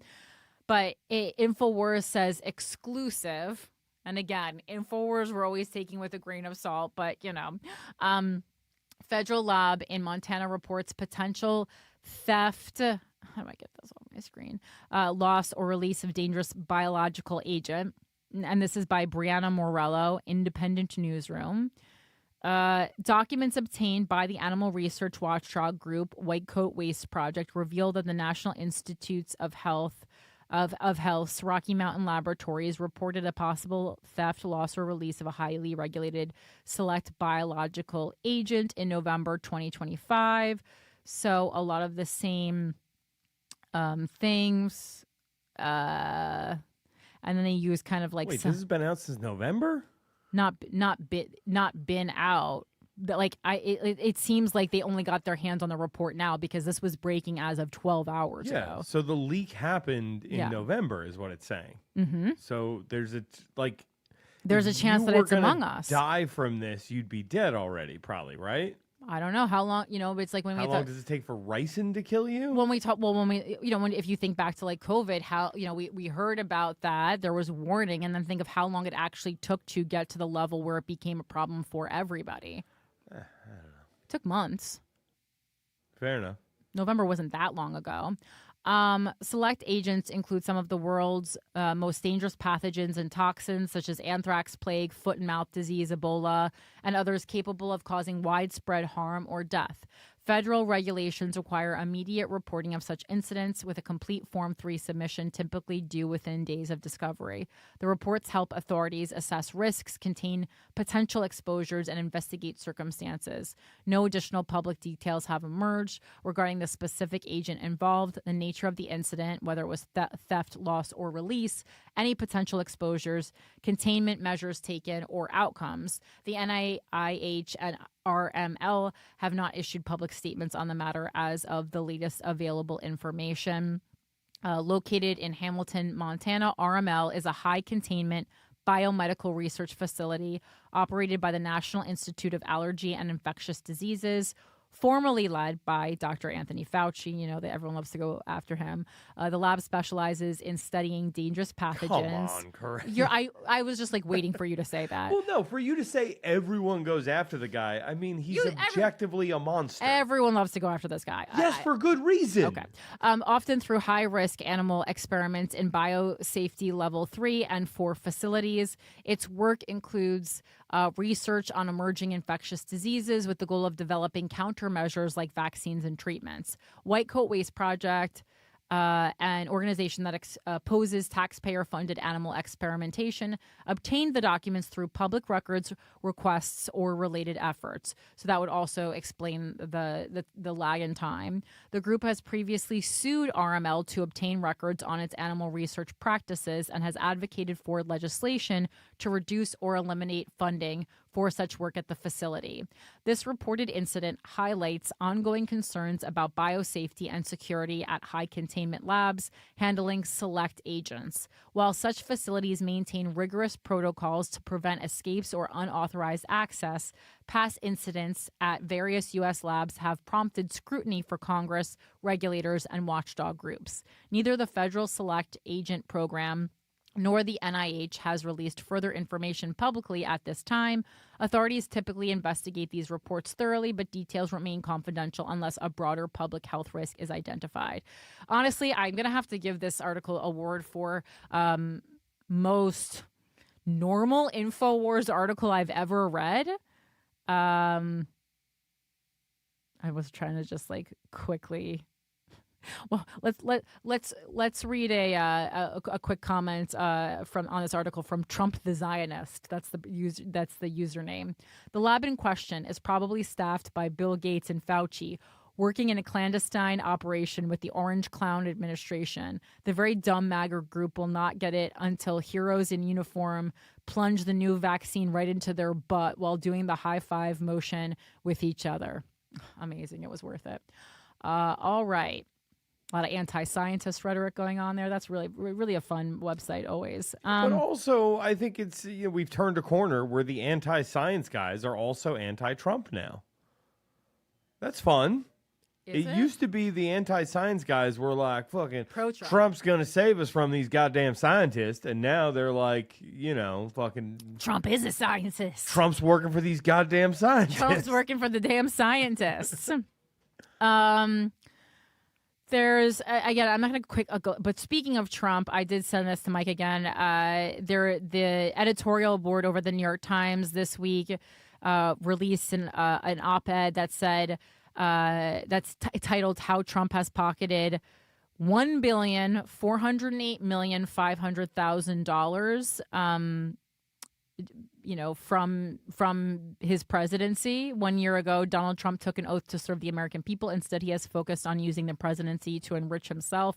Again, 0% surprised by this, but they go into it a little bit more and break down how he made this money. The Trumps have made at least $23 million from licensing Donald Trump's name overseas since his reelection. Let's see. This is the Trumps are pocketing $28 million from the Amazon documentary about Melania Trump, which we talked about and watched the trailer for on this show. Major tech and media companies have paid Donald Trump $90.5 million in settlements since his reelection. Qatar gave Donald Trump a $400 million jet, which we knew about, that he will use as Air Force One while president, and plans to take with him after leaving office. A little parting gift, a little swag bag. Taking the plane from Qatar is no different than taking the centerpiece at a wedding that you attend, I would say. The Trumps have made at least $860 million through various cryptocurrencies. All told, Mr. Trump has profited from his return to the presidency by an amount of money equal to 16,822 times the median U.S. household income, which I believe is like, they said like 80-something thousand is the median household income in the great old U.S. of A. So just really good. That should just make everyone feel so amazing. Well, what's frustrating is, like, you know, it was an easy thing to fall back on, right? Like, Joe Biden made money when he was president, right? Obama made money when he was president. Clinton made money when he was president. The only president who had lost money being president was Donald Trump. He made up for that tenfold in just year number one. He literally, I guarantee he looked at the numbers and saw people saying like, Trump might not actually be a bad guy. He didn't make money on his presidency the first time. Well, also comparatively, he was making more money than any of those people. What do you mean? Previously, as a private citizen. Right. No, but I'm saying also hard to compare because those are all, people who had been in politics for years and years and years, whereas he was a business mogul transitioning to a politician. Right, but it's like if you just look at it from the window of like, the person X personal net worth, did it go up or down when he took the presidency? And Trump was the only one for a long time who you could say it went down, and then now this presidency has wiped that out, and for certain he must have made more in just his first year. Like, he was at a deficit coming into the second term. I would bet anything he's made more money in one full year than Biden's net worth increase for his entire 4-year presidency, than Obama's 8 years. Well, I mean, none of these other people are worth in the billions, right? None of these, like, Biden's not in the billions, Obama's not in the billions. Obama net worth, I mean, I don't think so. I can't. No, it says he's not a billionaire. No, it's not even close. It says Obama's net worth is $70 million. I mean, I'm like saying like, oh, that's nothing. I mean, it's still a ton of money.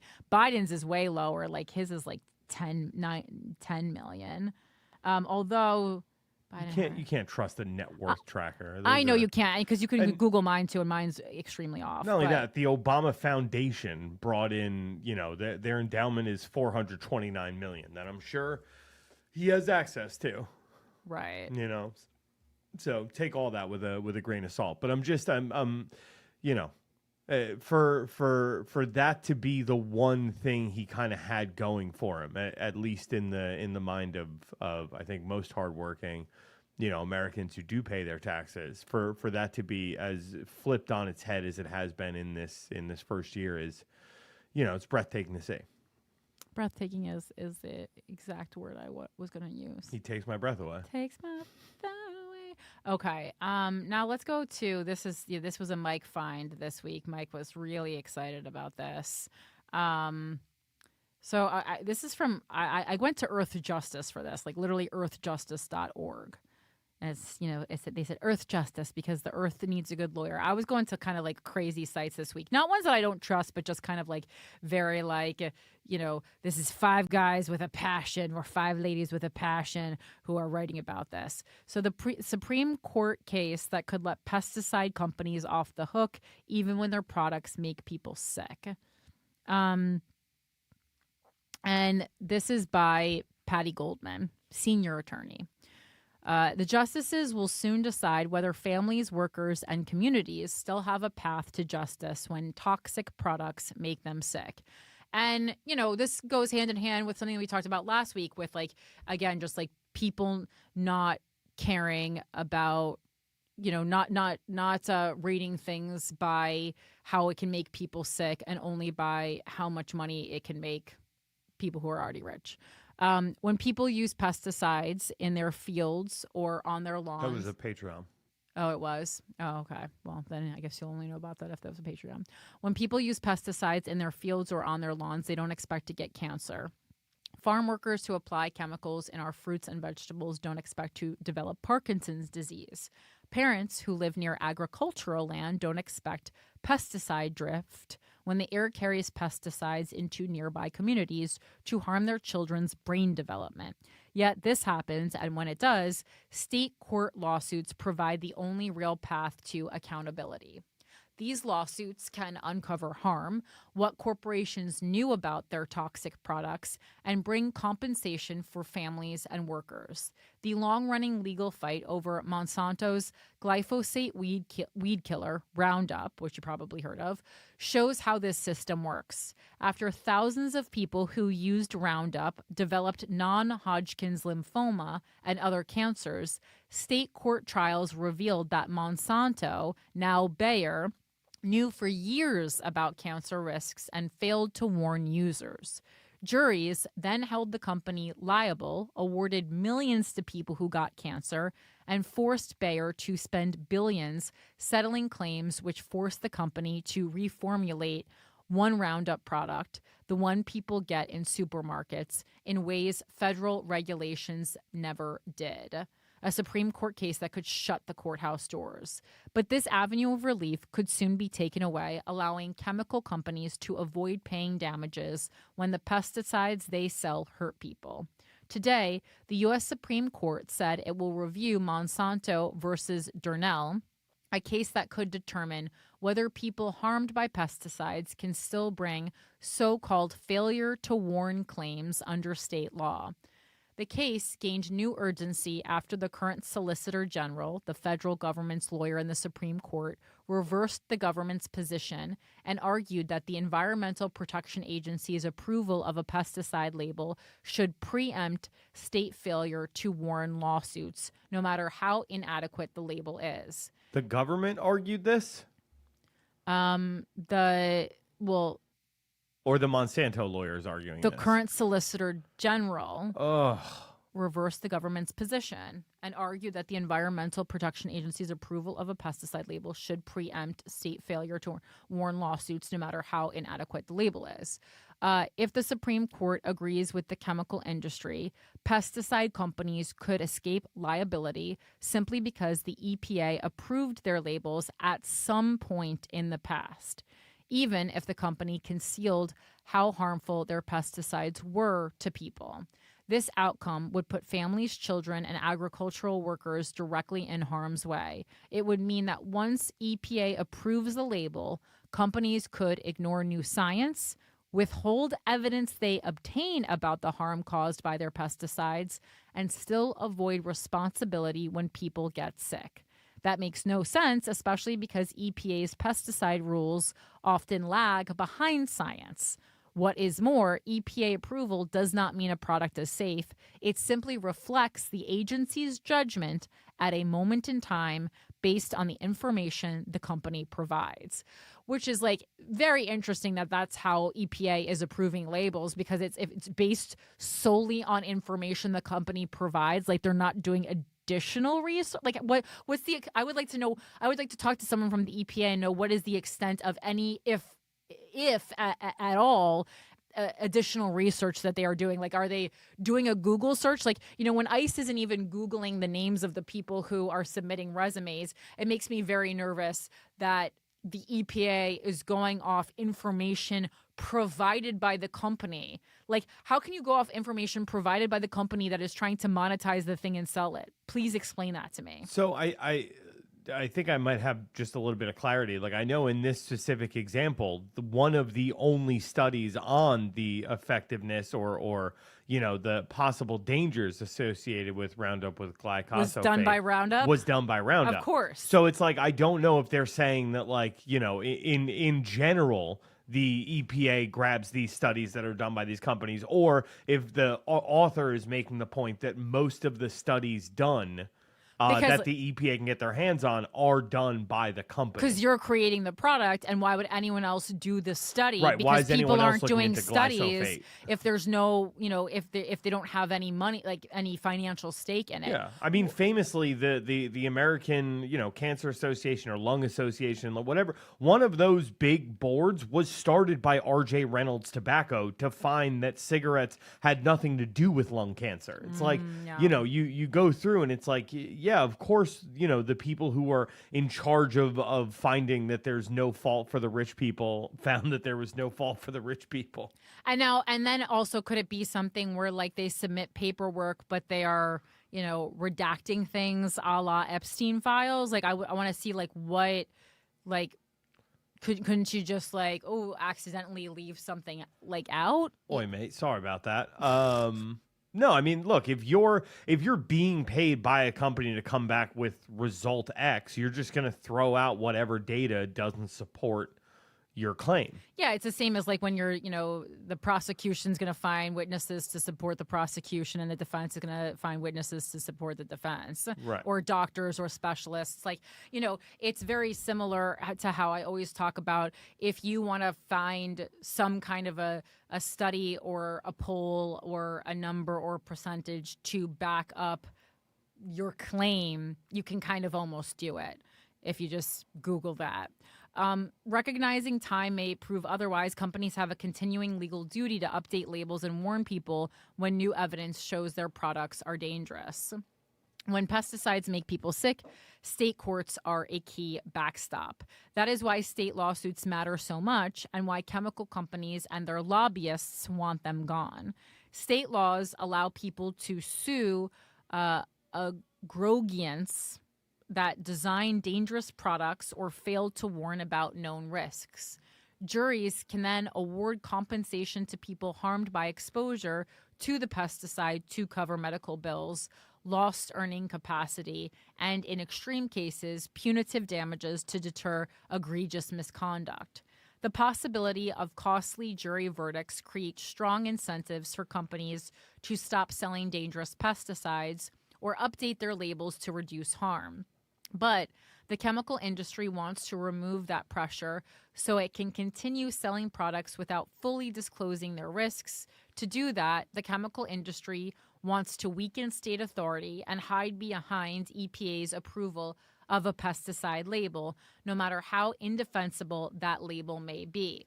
But Congress never intended for federal pesticide law to block accountability.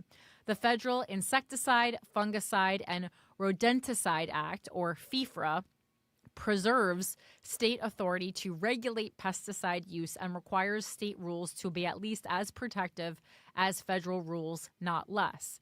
It has been long settled that states can provide remedies when companies violate federal requirements, such as its prohibition on false or misleading labels or the duty to provide warnings adequate to protect human health. State failure to warn lawsuits do exactly that. When the Supreme Court already rejected the chemical industry's argument. So the Supreme Court confirmed this understanding in 2005 in Bates v. Dow AgroScience. The court rejected the industry's claim that FIFRA blocks state compensation lawsuits. It upheld claims based on defective design, negligent testing, and a failure to warn, recognizing that jury verdicts help enforce, not undermine, federal law. As the court put it, the threat of damage gives manufacturers another reason to follow their legal obligations. Roundup, again, provides a clear example of why this works. State court lawsuits exposed evidence regulators had not uncovered and forced the agrochemical giant to reckon with the real-world harm from its product. Juries held the corporation accountable, settlements followed, and Bayer later announced it would remove glyphosate from Roundup products sold to consumers. And this is the same Bayer that makes the Bayer, the medicine, right? Baby aspirin, yeah. Yeah. Despite those rulings, Bayer continues to argue that people harmed by its products should not be allowed to sue. Again, let's repeat that. Despite those rulings, Bayer continues to argue that people harmed by its products should not be allowed to sue. While 2 federal appeals courts and numerous state courts rejected that claim, the Third Circuit accepted it, holding that EPA's approval of a label is enough to block state lawsuits, even though EPA has acknowledged it does not meaningfully evaluate warnings about long-term health effects like cancer. The Third Circuit decision set the stage for Supreme Court review that will reach far beyond one product. What happens next and what's at stake? Oral arguments will now be held this spring with a decision expected before July. Earth Justice will submit a friend of the court brief explaining the need for failure to warn liability to protect farm workers and to hold pesticide companies accountability for the harm their products cause. The court's ruling will decide whether pesticide companies can avoid responsibility when their products cause cancer, Parkinson's disease, or lifelong learning disabilities, or whether the people harmed by those products will still have a path to justice. Wow. I really liked that article and the way she wrote it out. I love when an attorney writes something out, but then uses layman's terms so we can all understand it. I mean, this is dystopian as it gets. Like, this is like legitimately, this is up there with like Upton Sinclair's The Jungle, right? And instead of like an outcry of like, yo, this is how our farmers are being treated. Like this. It's a real attack on farmers, which I know you've been talking about for many weeks now. I'm all in on farmer reform because this is getting completely out of control, and it's like you've now shown that this is a completely broken system. We have the most pay-to-play president we've ever had, right? And if his Solicitor General, the guy who was defending Trump on these bogus election fraud claims or whatever, like Trump appointed his personal attorney to be the Solicitor General, and this guy is the one who's opening this back up. Seems a little bit fishy. Seems like he might be getting paid, or the administration or somebody is getting paid from Bayer or Round, whatever the parent company is. And it's like, if this is going to be able to stand, then we are beyond fucked as a country. Like, if he is going to just sell us out to this degree, then what are we even doing any of this for anymore? Like, we're not going to have real food. We're not going to have real air we can breathe, Like, and these companies are going to be completely, immune from lawsuit, from any kind of repercussions, as long as they continue to grease this guy's palm. It's like, the argument I would make is, if your company you cannot stand by this, then your company cannot get an EPA approval. You know what I'm saying? Like, we'll just put a full stop to all EPA approvals, because I can't risk that making the wrong call, and then, for the next 50 years, people have to suffer with it, and this company's never held accountable.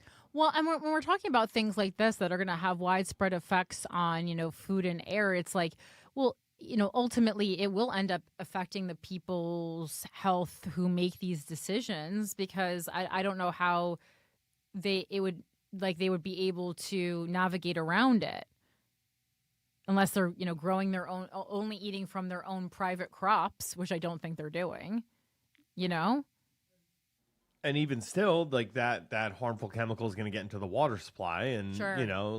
we don't know, when that's being rinsed out, or any of that stuff. So it's like, it just feels like there's no way to avoid this once you've introduced chemicals that harmful into the ecosystem. It's like, let's just be on the safe side and not approve anything. No more, none of it. You don't get to make any new products. Nothing new gets to come to market. If you can't stand by this and be held accountable for the downside 20, 30 years down the line, then no, you don't get to make new product and make money off of it now.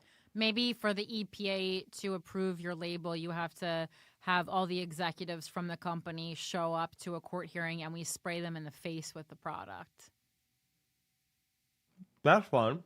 That's fun. Yeah. Will you? I thought it would be more interactive that way. I feel like the Trump administration, that sounds like something, the Trump administration would get behind, quite honestly. And we could sell tickets to it. I feel like Trump would love. I feel like we're only moments away from ticketed public executions, to be honest.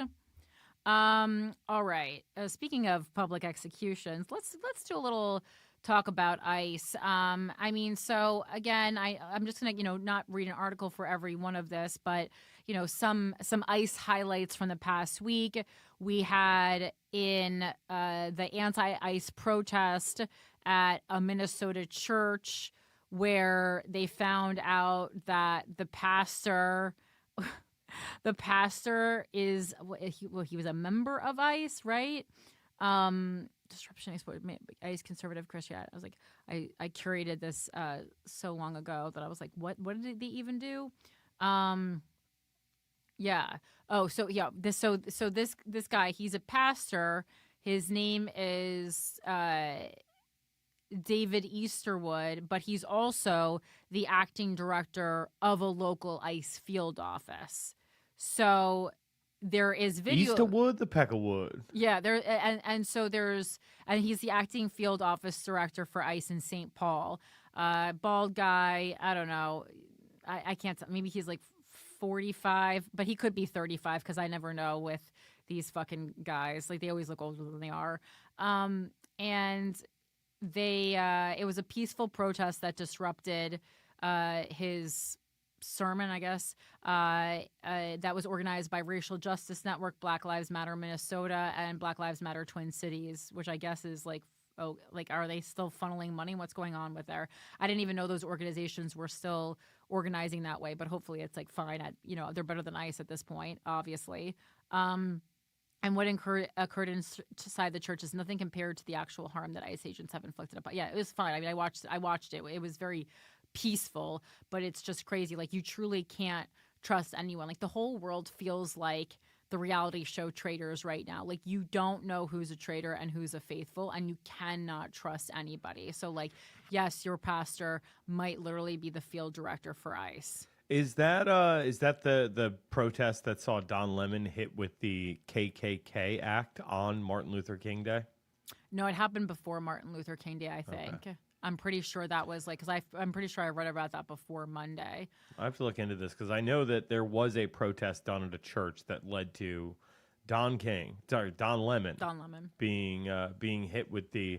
I just thought the timing of that was poetic, even for the T-Dog, to hit noted black activist Don Lemon with the KKK Act on Martin Luther King Jr.'s, MLK Day. Mm-hmm.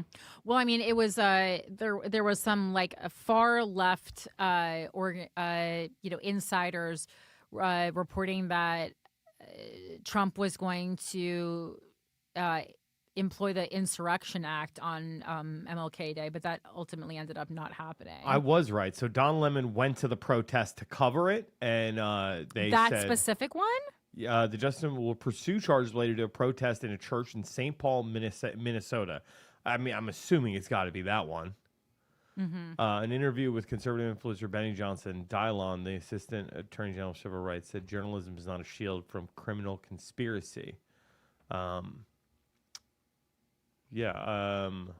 Because I mean, he wouldn't be guilty of criminal conspiracy. What was the place of worship in that article? I would have to see 1 second. What is the name?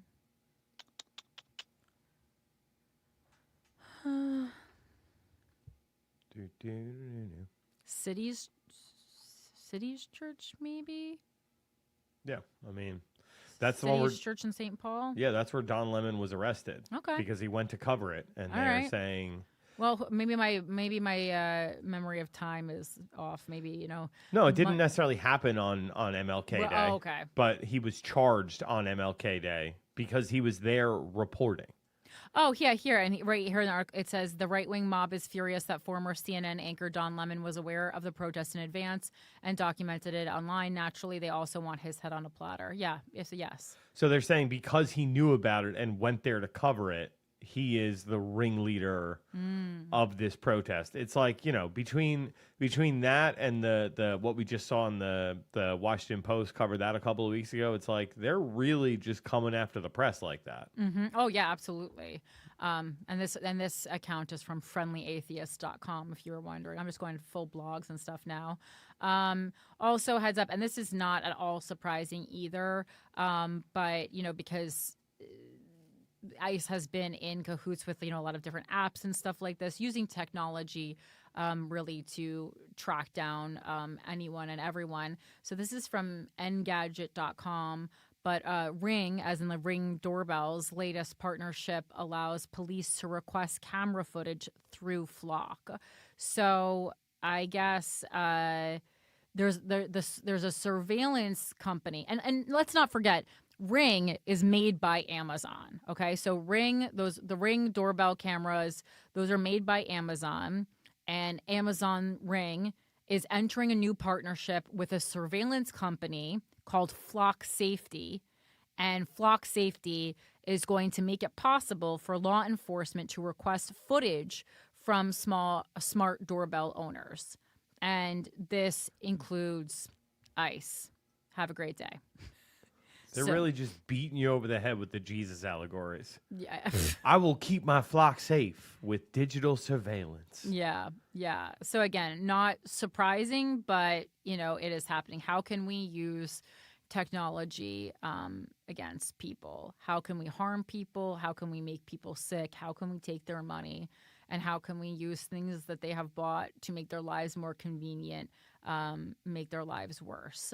And then another thing that ICE is stealing. So, we read a lot of these accounts of ICE stealing people's phones and stuff like this, including like stealing, there's a story in Yahoo that ICE reportedly stole a 10th grader's phone and seemingly sold it for cash. Like that's an actual headline.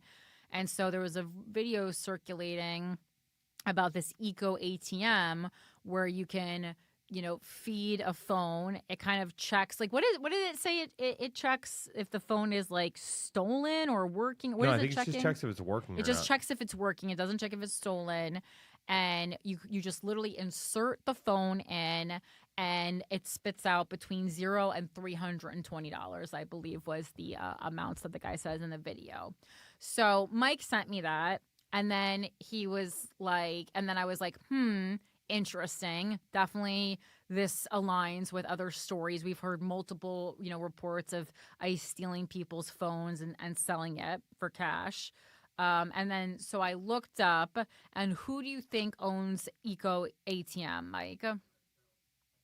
So I still haven't checked the prep sheet, but based on the fact that you told me I was really going to like the answer, yeah, I'm guessing BlackRock. Correct. Well, yes. Hey. That's the answer I was looking for. It's not solely BlackRock, but yes, BlackRock is the answer that I was looking for. So first I looked up who owns Eco ATM, because I was like, is this, what's happening here? Let's just like trace it, follow the funds and everything. And so Eco ATM is owned by Apollo Global Management, but Apollo Global Management is a publicly traded company that is owned by a mix of institutional investors. And sure enough, those institutional investors are Vanguard, BlackRock, State Street. They also have individual shareholders, company insiders, like CEO Mark Rowan has a significant stake. It's always the same players every single time. So I just kind of had an inkling when I was looking it up. I was like, I bet it's gonna be able to be traced back to one of Mike's most hated companies. And sure enough, BlackRock, there it was. You are correct. Bing, bing, bing. Usually am. Well, if you dig deep enough. There you go. Well, speaking of digging deep enough, did you watch Gavin Newsom on Ben Shapiro's podcast? God, no. All right. Well, I was at first. I also didn't castrate myself with a rusty knife this week. Oh my God. In case you were wondering. Well, I was like, I don't know. I was kind of surprised that he did it. Like, upon further reflection, I understood why he did it, because he wants to reach across the aisle.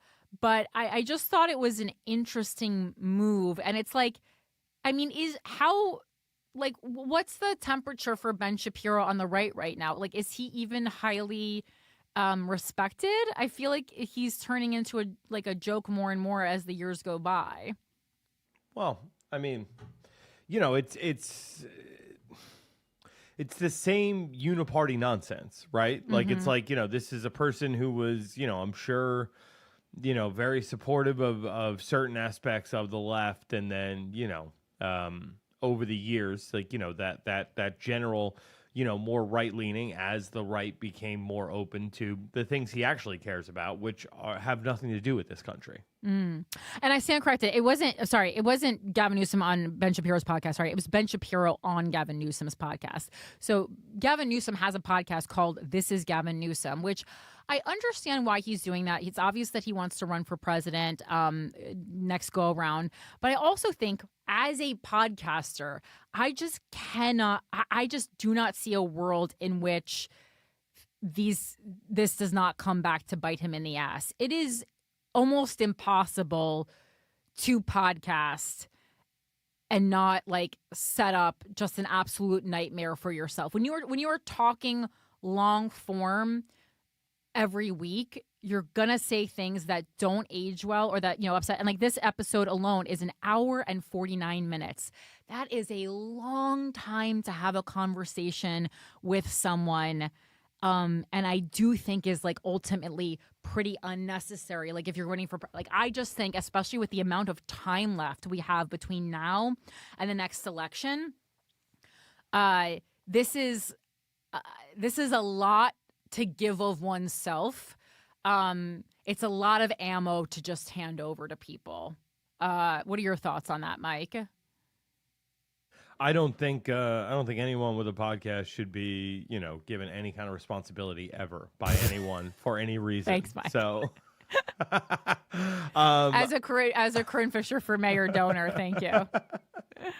No, I mean, look, this whole thing, this whole stealing essentially Trump's whole bit and going at him. It's what do you want me to say? Do you well, and I've noticed in my extreme young people really alt left following that I have on Instagram, the accounts I follow, I follow some pretty extreme far left ones.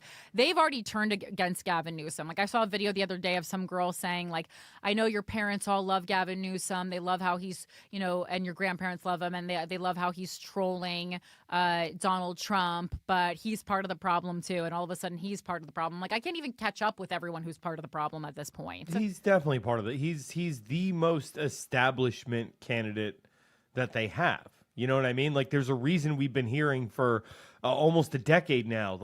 Just wait until Gavin Newsom's ready to run. Right. It's you don't hear about that guy, this long before he ever runs for an office outside of, the governor of California, unless they've been quietly positioning him for this office at some point. So it's I don't trust anybody who's been, quote unquote, groomed in the system. Yeah. So Newsom, some highlights from this podcast. Newsom backtracked on statements on ICE agents made by his team. Shapiro and Newsom debated immigration as ICE has been in the headlines lately. Your press office tweeted out that it was state-sponsored terrorism, Shapiro said, referencing Renee Good, who was killed by an ICE agent earlier this month. He later added that ICE officers are not terrorists. Yeah, I think that's fair. Newsom responded later saying he didn't believe ICE should be abolished, which people really were upset by. Shapiro said that he doesn't believe that the Republicans will do well in the midterms. And then Newsom said that he believes that President Donald Trump will try to wire the outcome of the 2028 election. I definitely believe that. Newsom said, what does that mean? That he's going to try to mess with the 2028 election. And that he doesn't believe that there will be a legitimate election in 2028. I don't whether or not he I'm not saying he's going to cancel the election. He's going to try to do something to control the outcome in some way of the 2028 election, whether that means trying to run for a third term or trying to position someone in a way that we don't have to vote in the way that we traditionally have in the United States. So he said, and Shapiro directly asked Newsom if he believed that Trump would run in 2028. No, Newsom answered, I believe that he'll try to wire the outcome in 2028. And I just, there's no way that Trump just, finishes his second term and goes, all right, guys, I'm done. I'm going to go to Florida. Bye. Like, there's just no way. Unless something physically happens to him, Newsom said Hamas is a terrorist group and Democrats. The guy's 79 and lives on Diet Coke and McDonald's. Like, you think he's making it to 28? I mean, no, but, we have to discuss it as if he is. But yes, I hear you. Newsom said Hamas is a terrorist group and Democrats should denounce them. I mean, I didn't know that. I mean, I know that there are some people who have not denounced him. I didn't know that there was like a large amount of Democrats who have not denounced them. Dog, what are you doing for the fire victims in your state? Oh, why are you denouncing Hamas? You're the governor of California. Well, he's What are you doing for the people in your state? But this is kind of what we see. So dumb. Same as why, as someone running for mayor of New York City, are we having large discussions about visiting Israel and what to do about Gaza? It's crazy. It's almost like they have the country of Israel and their interest have an outsized place in American politics. Well, but then also, I think it's also like, as politicians, you're kind of always auditioning for the role bigger than the role that you're actually going for. I also think that's true. And we know whose money you need to do that. Oh, Lord. Okay. I mean, oh my Lord. But you don't. Like, that's like the thing right now. Part of the problem is like, APAC is, track APAC is one of the first things that young people are looking for with, elected officials. And so I think it's really time to sit down as, for politicians and think like, is the money I'm getting from APAC enough? Because I don't think in many cases it is. I just don't think it's going to be winning elections in the same way that it wasn't, a decade ago. Let's see. He then asked Newsom about New York City Mayor Zoran Mamdani, saying that when he was on the campaign, he refused to denounce Hamas, the terrorist group that attacked Israel on October 7th. Newsom responded, they are a terrorist group and they should have been denounced. Yeah, I mean, that's odd. And Newsom and Shapiro discussed the housing crisis in California, which is like more along the lines of what, they actually should be discussing, especially because, I think Gavin Newsom has this really great opportunity to talk about like statewide issues on a podcast. But, politicians are going to just start talking about these kind of clickbaity topics or popular topics that everyone wants to talk about, when in reality there's changes you could actually be getting made. But, it's not nearly as luxurious to talk about the housing crisis in California as it is to talk about October 7th. And so that's what that is. But I can't think of a worse idea if you're trying to run for president than having a podcast for, the next fucking 2 years. That sounds crazy to me. Especially if you're that desperate already. How long has he been doing this? Like a year-ish? Well, and that's the thing. You just can't, you can't have it last this long. Like, no one, I think there is a very specific amount of time that you can stay in the public's good graces while running for office. And I think that time period is approximately 1 year.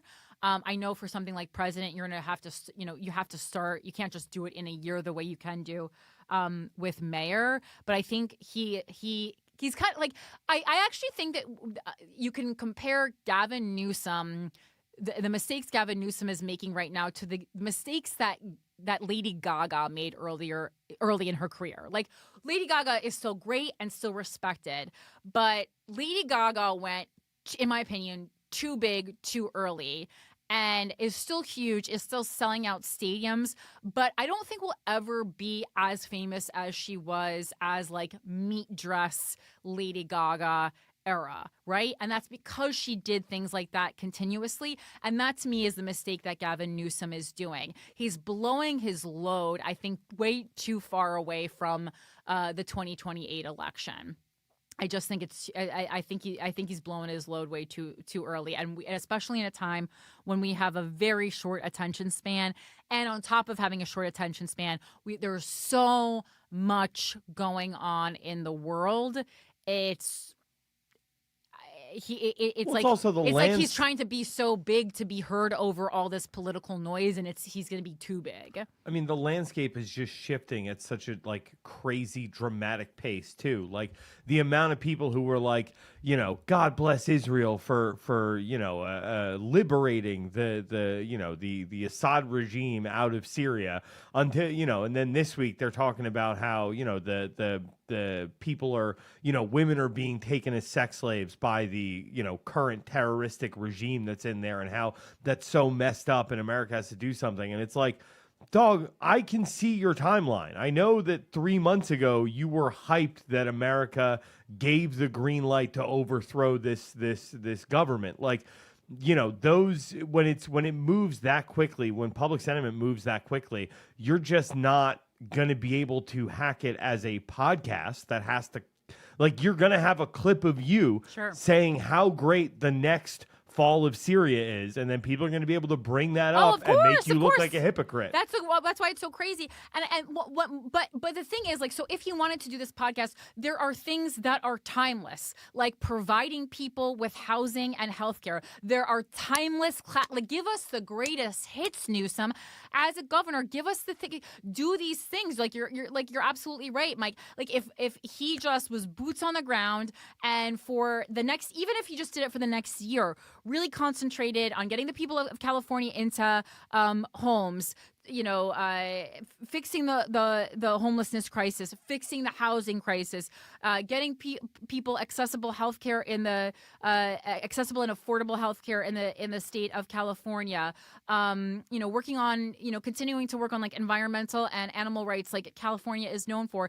He could really, really be doing some great work that would stay with people and would keep him in people's good graces for an extended period of time, rather than doing these, this kind of top 40 politics like you're talking about. I think there is a strategy here, which is just give people what they fucking need in the state of California. Word will travel. It's a big state.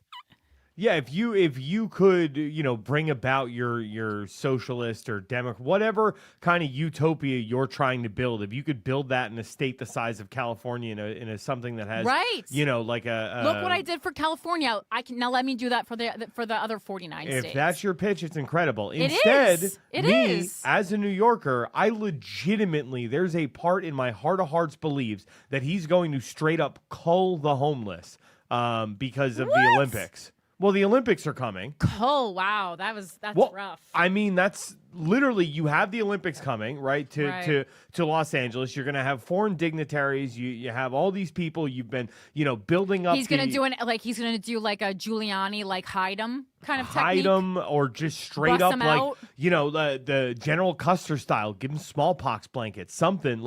You are going to see a massive reduction in the homeless population in Los Angeles. Mark my words. You're going to see a cartoonishly low number of homelessness in the greater LA area. And it's if he gets ahead of it now, right, and figures out, how to spin this, it could go down as a massive win for him because, look what I did. But I think more realistically, there's no solution. It's happening under the cover of night, and they are going to beautify that city one way or another. Yeah, I just don't understand how someone, relatively young and progressive, relatively, like Gavin Newsom, can see the Kamala Harris loss, can see the wild success of Zoran Mamdani, can see the Mikey Sherrill success, can see all these successes that we have had as of late in the Democratic Party, and then just I don't know, decide that hosting Ben Shapiro on his podcast that he's going to do for the next 2 years called This is Gavin Newsom, which is just a fucking bad name for a podcast as a podcaster who has good named podcasts. Like, oh my God, this is Gavin Newsom. Are you running for the hottest man alive, or you want to run for president? What are you doing? This is Gavin Newsom. Like, who? Please, I want to talk to someone on this team.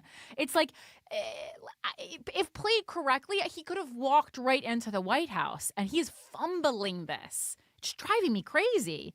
And also on top of it, he's a good-looking man. Like, for a politician, this is a good-looking man. Like, we're talking like this is like we're talking like Justin Trudeau here. Like, I think this is a good-looking man. Maybe not. I mean, I don't think Justin Trudeau is that hot, but I think Gavin Newsom, like, this first headshot that comes up is not great, but I actually think he's someone who gets a little bit better looking with age. Like, his gray hair looks better than his brown hair. Like, this is an attractive man. He has a good facial structure.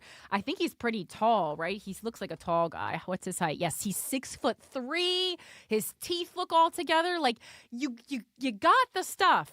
You're 58, like, you're 58, but you look younger, and 58 in political years not too bad. Like, this is a nice age for you. Oh, I didn't know that he was. Wait, Gavin Newsom was married to Kimberly Guilfoyle? I didn't know that. Did you know that? I don't know who Kimberly Guilfoyle is. Yes, you do. Look her up. She's like one of the Republicans' greatest hits. You do know her. If you see her face, you'll know her. You know Kimberly Guilfoyle. I didn't know that they were. Okay, yes, I've seen her once or twice. I didn't know that they were married, and then like years later, after dating Gavin Newsom for many years, she was engaged to Donald Trump Jr. all through 2024. Interesting. What a scary looking woman. I know she is, but that's why I was like, I know you know her. Interesting. Gavin also was a mayor of San Francisco from 2004 to 2011, a little mayor there. And so since 2008, Gavin Newsom has been married to Jennifer Newsom. Okay, much different looking woman. And where is she? She's, Stanford educated, blah, blah, blah. All right. So this is definitely like the wife you want. This is a good wife heading into a presidency too. This is a Republican accessible wife. Look at Jennifer Siebel Newsom. This is a Democratic wife that Republicans can get behind. She has the look. Damn. All right. Very interesting. And one of their kids is Montana. Is that one name? Montana Tessa Siebel Newsom. Their kid is named Montana. Well, that'll be good for the state of Montana. She looks like Lindsay Boylan, but blonde. I don't think she looks like Lindsay Boylan. Lindsay Boylan has a very, I think, unique face, actually. Beautiful. Like, they're both beautiful, but I don't think they look alike. I think Lindsay Boylan is more memorable looking, whereas this woman is more generic looking, but I think that will work. Yeah, very fascinating. Okay, sorry. I was trying to be like a strategist for Gavin Newsom. I'm so stressed out about his podcast. What a terrible fucking idea. So then in your mind, who is running on the left that, is not going to fumble it? Well, I mean, if we are saying that no one on the left can survive taking AIPAC money, then I'm gonna say. Well, AOC doesn't take it, but I really don't think AOC is running in 2028. I don't think she is. No, I don't think she's gonna run as the main. I think it'll be, like I said, I could see something along the lines of a Romney Bernie AOC ticket. I think is, what's Bernie running for at his age? I mean, Bernie as the consigliere, like you have AOC in the VP spot, and you make it very clear that Bernie's going to be a very important part of this administration, right? Make him the Secretary of State, or some. I mean, the guy's gonna be like 87 years old by then, but so? I know, but that's People do love him. Yeah, but yes, people love him, but it's also just a more of like an argument for party unity, right? It's like, hey, these are we went on the Stop Oligarchy tour. People got behind that message. Sure. I'm sticking with this lady, and we even brought a billionaire who says he's going to tax other billionaires, like. Maybe I think there is legs there. What are we thinking, Buttigieg? No. He's I mean, anybody who quote unquote came from nothing and doesn't have the explicit backing of the DSA, where I actually believe you could come from nothing. I assume you're a plant, right? So somebody like Buttigieg, who was the mayor of South Bend, Indiana, a fucking a city who's it's a college town. To go from that to being on the presidential stage and running, transportation while bridges are falling and trains are being derailed, I just can't get behind you. And as like a part of a movement that I think will be defined by like, we are anti-establishment, we are pro-change. I don't think Buttigieg fits that mold at all. Well, I mean, is he a plant, or is he, as we talked about earlier in the show, more of like a developmental client of establishment politics?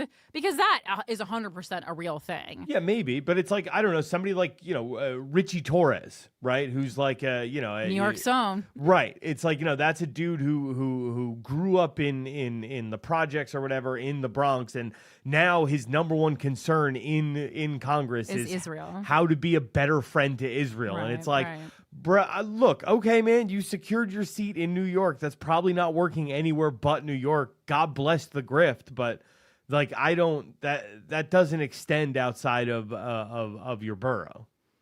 All right. Well, all eyes on that. If anyone wants to listen to the Gavin Newsom podcast and call in, or if anyone has listened to it, please let us know. What's the number here? I mean, I know it's late in the show. We're doing the main story and then we're ending, but just in case you guys want to, or send me emails about your listening experience. I'll watch a little bit. I can't be sitting through 2 hours every week though. It's withoutacountrypodcast@gmail.com. Would you if he offered you the role of producer emeritus? You never have to go in. You just your name is on the credits every week, so you will be tied to this in one way or another. The Gavin Newsom podcast. But yeah, you are a producer. You meet for a weekly. Pre-show prep meeting with Gavin and the I would live do it. producer. Because for me, it makes perfect sense for who I am in the world, right? Respect. And like, you can't fault someone for trying. If this is going to be who the Democratic Party is going to put up, my this is my choice is the Democrat. I don't think Gavin Newsom is a bad guy. I think he's, currently suffering from what I'll call Cory Booker syndrome, where we're making it a little bit about the show too much. And I understand he's trying to beat Donald Trump at his own game using his own tactics. But I do think he has done a lot in the past for California that I really liked. And so it's not like I hate this guy. It's just I think he's just making some strange moves right now. The podcast really being the main strange move. Wait, it says book alert. Oh, no. He has a book coming out. Fuck, it really is Cory Booker. Fuck. You can email it right here. The email address is right on here. tignpod@gmail.com. I can't believe they must be getting hundreds of emails, especially when you put your email address in the description of YouTube. Like, it's so easily picked up then by stuff. Yeah. Young Man in a Hurry by Gavin Newsom, out February 2026. Why are we doing this? It's not the time. Oh, my God. I got to go to this book landing page now and read about this. Okay. Oh, my God.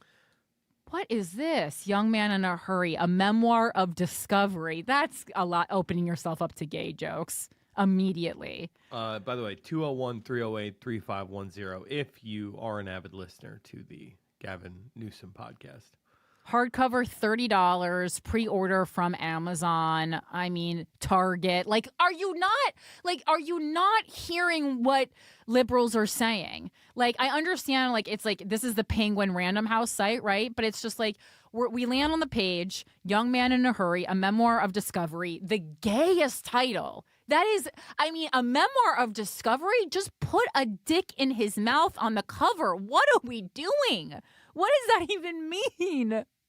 What does that even mean? What is this, heated rivalry, the memoir? And then just to have the button that says pre-order from, and like multiple corporations on this list are corporations that the left has said, we don't like these corporations, don't use them. Target, I mean, people are enraged against Target. This is so crazy.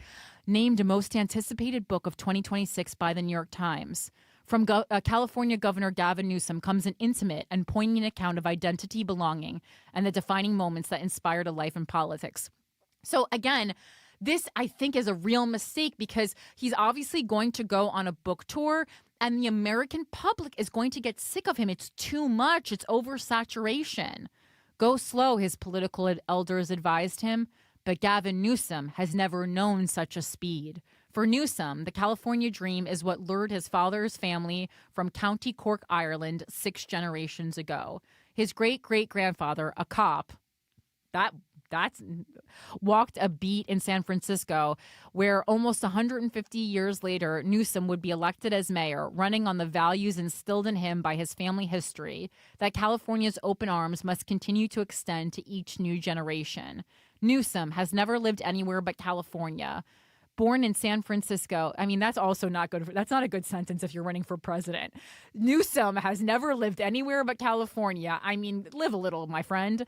Born in San Francisco, his parents divorced at a young age, and his childhood was spent being tugged between 2 worlds. His mother worked 3 jobs in order to care for her children, while his father, a close friend of the Getty family, brought Newsom into San Francisco society, a world of wealth and connections.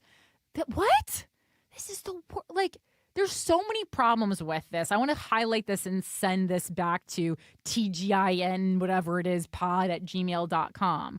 Like the having divorced parents, the mom working 3 jobs, that part's good. Being part of immigrants, that's good. The being friends with the Getty family, don't tell us that. The dissonance was frustrating and made all the more difficult because of undiagnosed dyslexia. Oh my God. When someone's perfect, they love to say that they're dyslexic. But the vantage point was valuable. He inherited his mother's perseverance and his father's reverence of California, not only its wildness, but its opportunity. In Young Man in a Hurry, Newsom traces the forces that have defined his ambitions as a politician and have pushed him to outpace the nation on myriad cutting-edge social issues that have since entered the mainstream. As mayor of San Francisco, he made waves when he violated state law in order to issue marriage licenses to same-sex couples, more than 10 years before the Supreme Court made such unions legal. And that's the Gavin Newsom that we love, right? He launched bold efforts to counter climate change. Yes. Improve mental health care. Yes. Enhance gun safety. We love. And worked to preserve the California dream for his constituents. Elected as governor on the eve of unprecedented wildfires and entering office into immediate hyper-partisan headwinds from Washington, D.C., Newsom has constantly and consistently stuck his neck out. Here for the first time, he reflects on the long personal journey that ultimately shaped him into one of the most recognizable and accomplished elected officials in America, filled with intimate family history and written with candor. Hopefully not too much, Gavin, and remarkable personal insight. Here is a deeply resilient California story of identity, belonging, and the defining moments that inspired a life in politics. And I think, right, if you think your story is going to convince the American people to vote for you, even though, only like 10 of us read anymore, I think if you're going to do this, if you must release a book, how about we do something novel and say all the proceeds that I'm making, all the money I would be making off this book, I'm donating to the families of the wildfires. Do something like this. This should not even be innovative that I'm pitching this. This should not even be innovative that I'm pitching this. Yeah, remember when Cuomo gave all the sales from his book to the families of the grandparents that he... Oh, wait.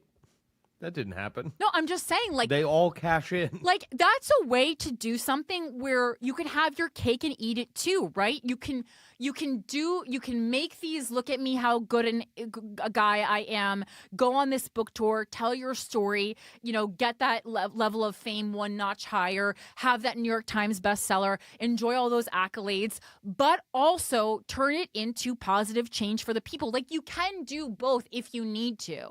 I understand that you have to raise your social profile. You have to raise your fame profile when you're running for president. I get it. But so if you must release the book, do something like that. It is so simple. And maybe I'm missing something. Like, is there some kind of legal block that would prevent someone from doing that? I don't think so. Because it's not like, I mean, unless he's trying to then somehow get this money into some kind of a fucking super PAC fund or something, and then back-endedly fund his own political campaign. I don't know as much about the financial rules for running for president as I do for running for mayor, and even that is different from place to place. But I don't know what to tell everyone. I guess that's the thing. Like, if there was a way where he can say, if someone says, Gavin, why now? Why are you, when you're supposed to be handling all the things that we have that, you have to handle in California, why are you doing a podcast, releasing a book, and going on a book tour when you should be being governor? He could say, well, I want to fund this, this, and this. Like, I just think it's such an easy opportunity for him to take those proceeds and start a housing fund for the people of California, which, again, would still be performative, but who cares if people are getting houses? God damn it. Maybe I should work for the podcast. Maybe I should email them. Oh, Lord. Husband, dad of 4, 40th governor of California. That's his link tree. Oh. Shop the store. It's called the Patriot Shop. Oh, and it's like he's making fun of Trump, because I was like, what? It's the Patriot Shop, the greatest merchandise ever made. And it's like he has a $100 Bible, which it says sold out. So I wonder if it was ever actually available or if that's like a joke placement. He has knee pads. He has a Trump is not hot wife beater, which I know we're not calling that anymore, but sorry, that's the time period I grew up in. And then he has a Newsom was right about everything red trucker cap.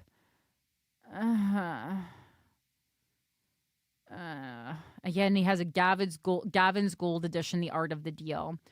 I think like, and this is, not a talking point unique to me, but something that has been reiterated time and time again is he's making the same mistake here. I think it's fine to be vocal against Trump and the way he is online, but with this merch store and stuff, it's like we're Democrats need to spend more time delivering results for the constituents and less time saying these Republicans suck, because we know.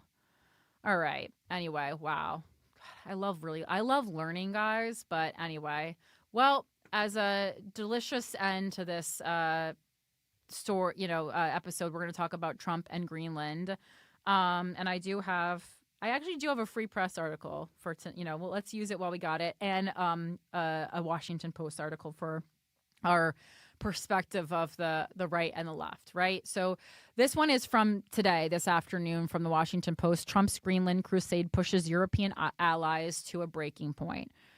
President Donald Trump's ultimatum, give up Greenland or face a trade war, has convinced some European officials that retaliation rather than conciliation is the answer. And, we all heard, you heard about how a bunch of European countries gave Trump intel to see if he would give it to, if he was trustworthy. And then he immediately ran back and told his girlfriend Putin. You heard that, right? Yeah. I think I sent you that thing. Yeah, so that's just a little part. So now Europe doesn't trust us because Trump has had it. It was on his bed, on his stomach, kicking his feet in the air, calling Putikins. All right. This is by Ellen Francis. Brussels. European leaders tried for a year to charm President Donald Trump with flattery and deal-making. Lucrative promises to purchase U.S. goods, including weapons, visits with royals, and gifts such as a custom-engraved golf club. But Trump's insistence on acquiring Greenland is now pushing transatlantic relations closer to a breaking point than officials here say they have seen in their lifetimes. And I mean, he did push back a little bit because he did announce that he wasn't going to, seize it. He wasn't going to take it over with military action, but he still wants it because he claims that we're the only people, meaning the U.S., who can run it correctly and protect it. Some of America's once closest allies say they see no choice other than to hit back and hard.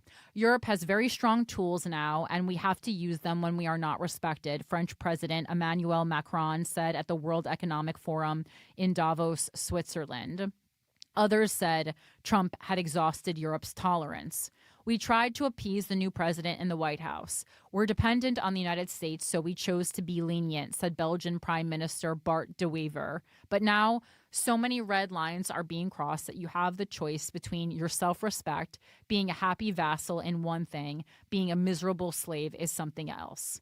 Being a happy vassal is one thing. Being a miserable slave is something else. Trump's hardball tactics may be less shocking to the Europeans than his goal, to take control of Greenland against the will of it or Denmark, of which it is a part. The NATO ally has long shown fealty to the United States. After years of European warnings of the risk that Russian President Vladimir Putin could push beyond Ukraine, it was the U.S. president, leader of NATO's most powerful nation, threatening a land grab. Trump's threat to impose tariffs on 8 European nations that oppose his Greenland plans could hardly have presented a starker contrast in worldviews. His Truth Social post landed as European Union officials were in South America signing a blockbuster free trade deal covering some 700 million people. The U.S. president, meanwhile, was weaponizing trade in a bid for territory.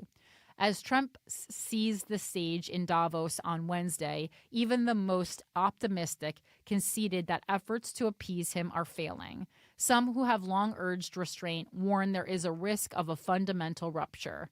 Nostalgia will not bring back the old order, European Commission President Ursula von der Leyen said in Davos on Tuesday. It's time to seize this opportunity and build a new independent Europe.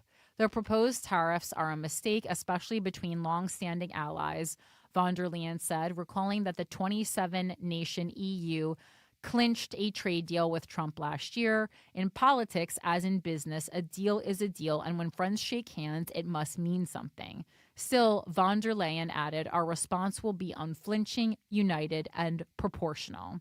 In his speech in Davos, which isn't that the one where Gavin Newsom was like, boring?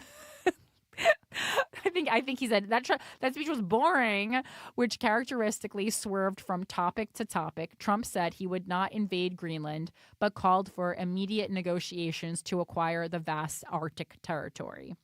I don't have to use force. I don't want to use force. I won't use force, he said. All the United States is asking for is a place called Greenland.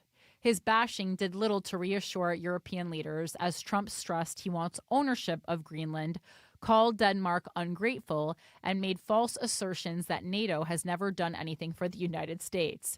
Europe's top leaders say they want to prevent things from spiraling out of control. But across the continent, lawmakers and politicians have cast this as Europe's moment to show its teeth or be eaten. Some officials, including in France and Germany, are calling on the EU to trigger its anti-coercion instrument nicknamed its trade bazooka. The measure would go beyond tariffs on American goods like bourbon and blue jeans and hit America's big surplus on services with Europe, a major profit center for U.S. firms and tech giants. We need to reach a deal and stop this madness. But I think the EU will lose everything if it appears weak now, said Brando Benifei, an Italian member of the European Parliament who chairs the delegation to the United States. After Norwegian Prime Minister Jonas Gahr Store texted Trump to diffuse tensions, Trump's response was jarring, European officials said. Linking his quest for Greenland to his grievance over the Nobel Peace Prize, Trump wrote back that he no longer needs to think purely of peace since he did not win. Europeans seem to realize the conciliatory approach in trade talks has run its course, said Benefei, a center-left lawmaker. What I got from U.S. counterparts was that we were not credible and the EU was divided, he said in an interview.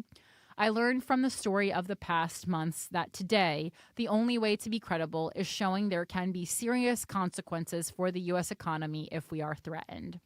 Benefei and others said that bold rhetoric from European leaders insisting that they will not be blackmailed reflects a hardening of European public opinion. They know everyone feels there is a red line that has been crossed, he said. Until now, EU leaders have weathered public criticism to avoid a full breach. At the height of Trump's trade blitz, the bloc agreed to some U.S. tariffs to preserve the relationship that has underpinned European security and economic interests for 80 years. Fearing a U.S. rapprochement with Russia, the Europeans showered Trump with praise for his peacemaking efforts. They promised to sharply increase military spending at NATO and to pay for U.S. weapons sent to Ukraine. Even on Greenland, which Trump has coveted for its strategic location and natural resources, they offered a deal. Diplomats have conveyed openness to addressing grievances about Arctic security, expanding the U.S. military presence in Greenland, and offering investment in mineral resources. None of it has worked. European officials say that they must make clear that things have gone too far, lest they appear unwilling to stand up for Europe and its citizens. The risks of pushing back are big. Officials worry Washington could stop weapons sales to Ukraine in its fight against Russia or withdraw some forces from Europe, for example.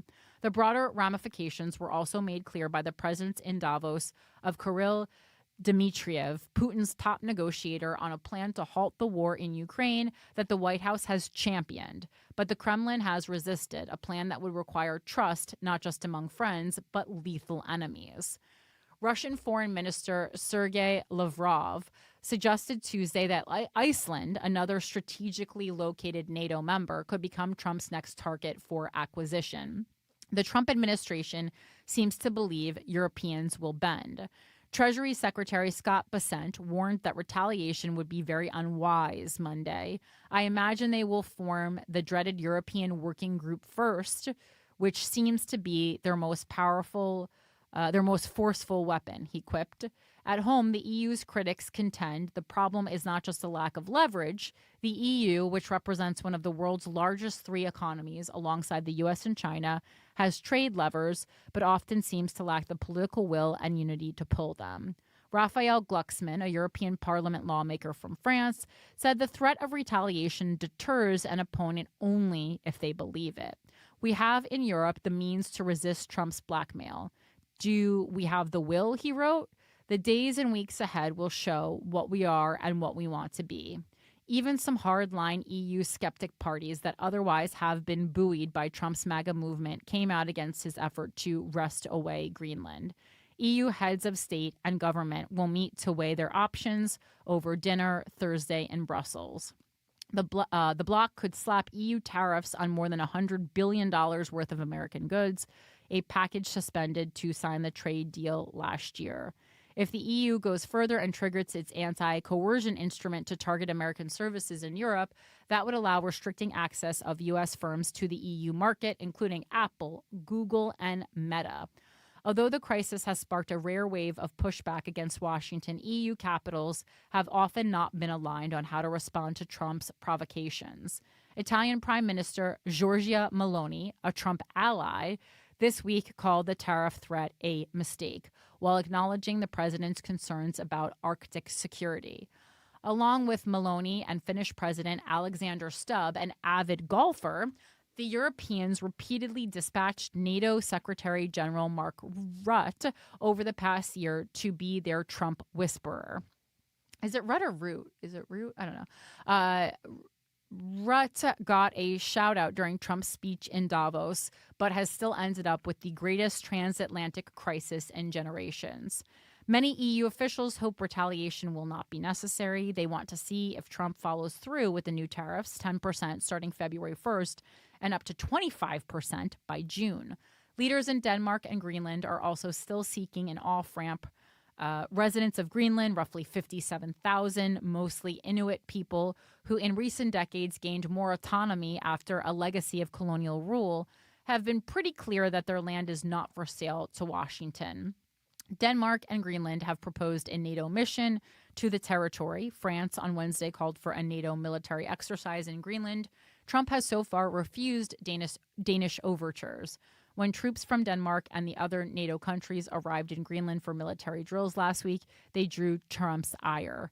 It is those 8 countries, Denmark, Britain, France, Finland, Germany, the Netherlands, Norway, and Sweden, facing tariffs even as they portrayed the deployment as an allied response to Trump's complaints that Greenland is not sufficiently protected from Russia and China. And this came with 825 comments. There is a AI summary, which I didn't ask for. It just generates it without you even asking. And the summary says, of these 825 comments, that the comments overwhelmingly criticize President Trump's approach to Greenland, viewing it as a reckless and destabilizing move that could harm transatlantic relations. Many comments urge Europe and other allies to stand firm against Trump's perceived bullying tactics, emphasizing the importance of resisting coercion and maintaining sovereignty. There is a strong sentiment that Trump's actions are damaging to international alliances and that European leaders should retaliate or take a firm stance to counteract his administration's policies. Oh, boy. And the counterpoint is, as I said, from Free Press, who also actually does not agree with Trump. It's called Trump's Dangerous Greenland Game. The president's petulance has created a diplomatic crisis and risks undermining his foreign policy achievements. So obviously the article overall a little bit more complimentary towards Trump, but still does not agree with his tactic. And this is from the 18th, so, about a week prior to that previous article. And again, lots of comments, 822 comments on this one. In the last year, President Donald Trump has racked up impressive foreign policy achievements. He authorized the bombing run that decimated Iran's nuclear program. And thank God for that. His hardball diplomacy with Qatar and Turkey helped bring enough pressure on Hamas to return the remaining Israeli hostages, the terrorists kidnapped on October 7th, 2023. And he ordered one of the most stunning special operations missions in U.S. history this month, with the raid that brought Venezuela's tyrant, Nicolas Maduro, and his wife to a New York courtroom. I thought it was his mistress, not his wife. These victories are, am I hallucinating? I mean, it's not really important, but these victories are, maybe I'm confusing him with Mussolini. I honestly might be. These victories are. I know Mussolini was the mistress. Yeah, no, I know too. And someone wrote was comparing Mussolini to, not Maduro, but I just read something about Mussolini recently, which is why I might be. Celia Flores is his wife. It is his wife, okay. Because I was going to say, I don't think the Free Press likes to misreport, but I don't think they would misreport like something that's easily traceable like that. But who knows? These victories are a testament to the virtues of muscular unilateralism. While past presidents often bowed to the constraints of the United Nations, Trump has ignored the bureaucrats in Turtle Bay.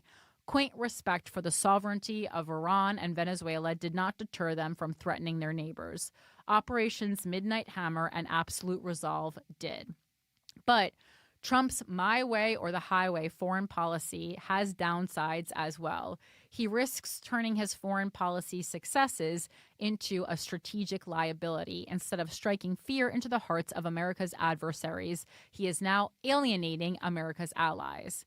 Consider Trump's obsession with Greenland, the Arctic territory that is part of the Kingdom of Denmark.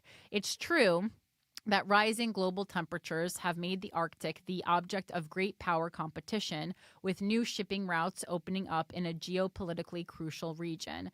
Greenland is rich in the rare earth minerals necessary for competing in an AI-driven economy. There are sound strategic reasons why America would benefit from requiring this frozen land.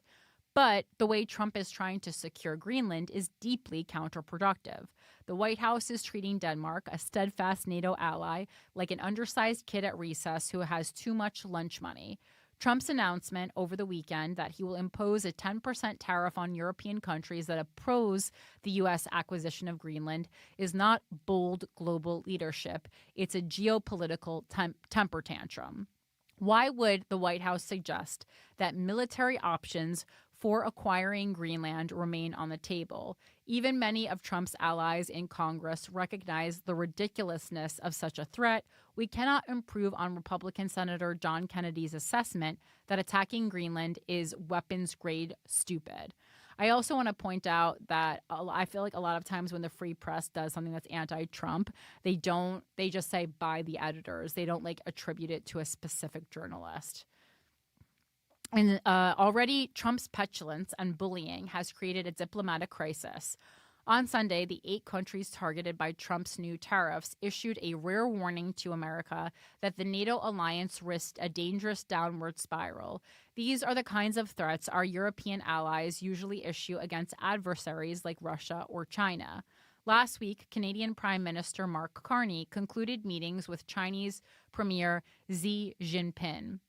Canada agreed to remove its 100% tariff on China's electric cars in exchange for China lowering tariffs on Canadian agricultural exports. While the deal doesn't represent a new strategic partnership, it nonetheless counts as a major win for Beijing, a rival America should be building a coalition to counter. This is not hypothetical.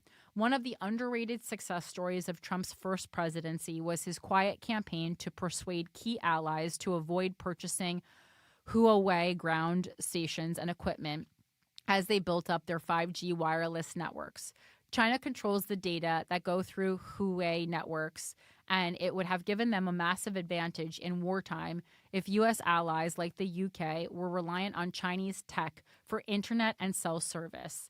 In the Huawei case, respectful, normal diplomacy worked. It's pronounced Huawei. I was going to say. Huawei. I was like, I'm definitely saying this wrong. Huawei. I didn't look that one up ahead of time. I'm trying to bring it up on here. No, it's all good. Working. In Huawei, I was like, I'm saying it like Hawaiian or something. In the Huawei case. Huawei, right? Yeah. Respectful, normal diplomacy worked. Many allies ended up restricting Huawei's equipment for their 5G networks.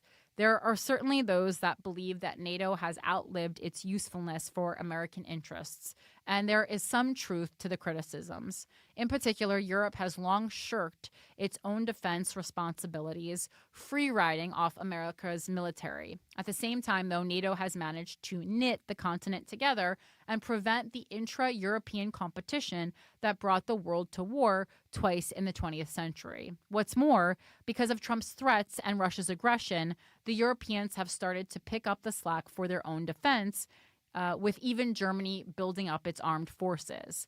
Allowing the North Atlantic Alliance to unravel hands a gift to America's greatest adversary, Russia, which has long sought to weaken NATO. All of which brings us back to Greenland. If Trump is only worried about the new race between China, America, and Russia for the Arctic, he needn't fret. Greenland is part of the NATO alliance. There is no resistance in Europe to America establishing more bases there. However, Trump's bellicose rhetoric could change that. No doubt the administration could cut deals that would give it access to its rare earth minerals. The objection is to Trump's revival of gunboat diplomacy, and that should worry all Americans. The long-term cost of strong-arming Denmark is not worth the short-term gain of the natural resources America might acquire from snatching Greenland. One of our greatest advantages against China and Russia is that we don't dominate our allies the way they do. After World War II, foresighted presidents like Harry Truman and Dwight D. Eisenhower did not make Western Europe a set of vassal states. Instead, they rebuilt the countries devastated by the Nazi war machine, Germany included. Over time, America secured markets for its goods and services as its allies thrived. I, rub your back, you rub mine. And as Western Europe prospered, the countries consigned to live behind the Iron Curtain stagnated. That contrast is what ultimately led brave Czechs, Poles, East Germans, and others to choose America and the West over Moscow. This approach helped win the Cold War. Trump now is faced with a series of consequential choices. He has removed Venezuela's tyrant and has to decide how to deal with that country and its current leadership. In Iran, he has an opportunity to tip the balance in favor of the Iranian people who are protesting against an illegitimate regime that is willing to kill them to stay in power. Well, that's fun. Sneak that in there. More regime change, because the last one was so great. We need more. Well, I mean, I don't think he's sneaking it in. Into the article? Oh, yeah, okay. Yeah. If he can transition Iran, Venezuela, and perhaps even Cuba into a democratic future, he will make an indelible contribution to world peace. But he won't be able to pull that off without allies who want to follow America's lead. Greenland is simply not worth sabotaging the extraordinary moment Trump has created. Interesting turn at the end. He's created an extraordinary moment, and this, according to the Free Press, is really the only fumble he's made. This is his version of the Gavin Newsom podcast, I think. Wow. All right. Jackson Andy says, seems kind of dumb to have escalated it when we could simply take it quietly.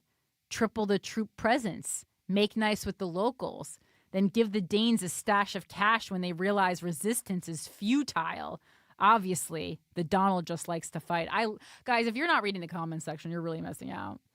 You are really missing out. I'm pretty sure. I mean, this was Danny P. Been a guest on the show a number of times. He was the one who came up with the idea where he was like, "Hey, what if we just offered everyone in Greenland, like, hey, you want 20 grand to come be an American citizen?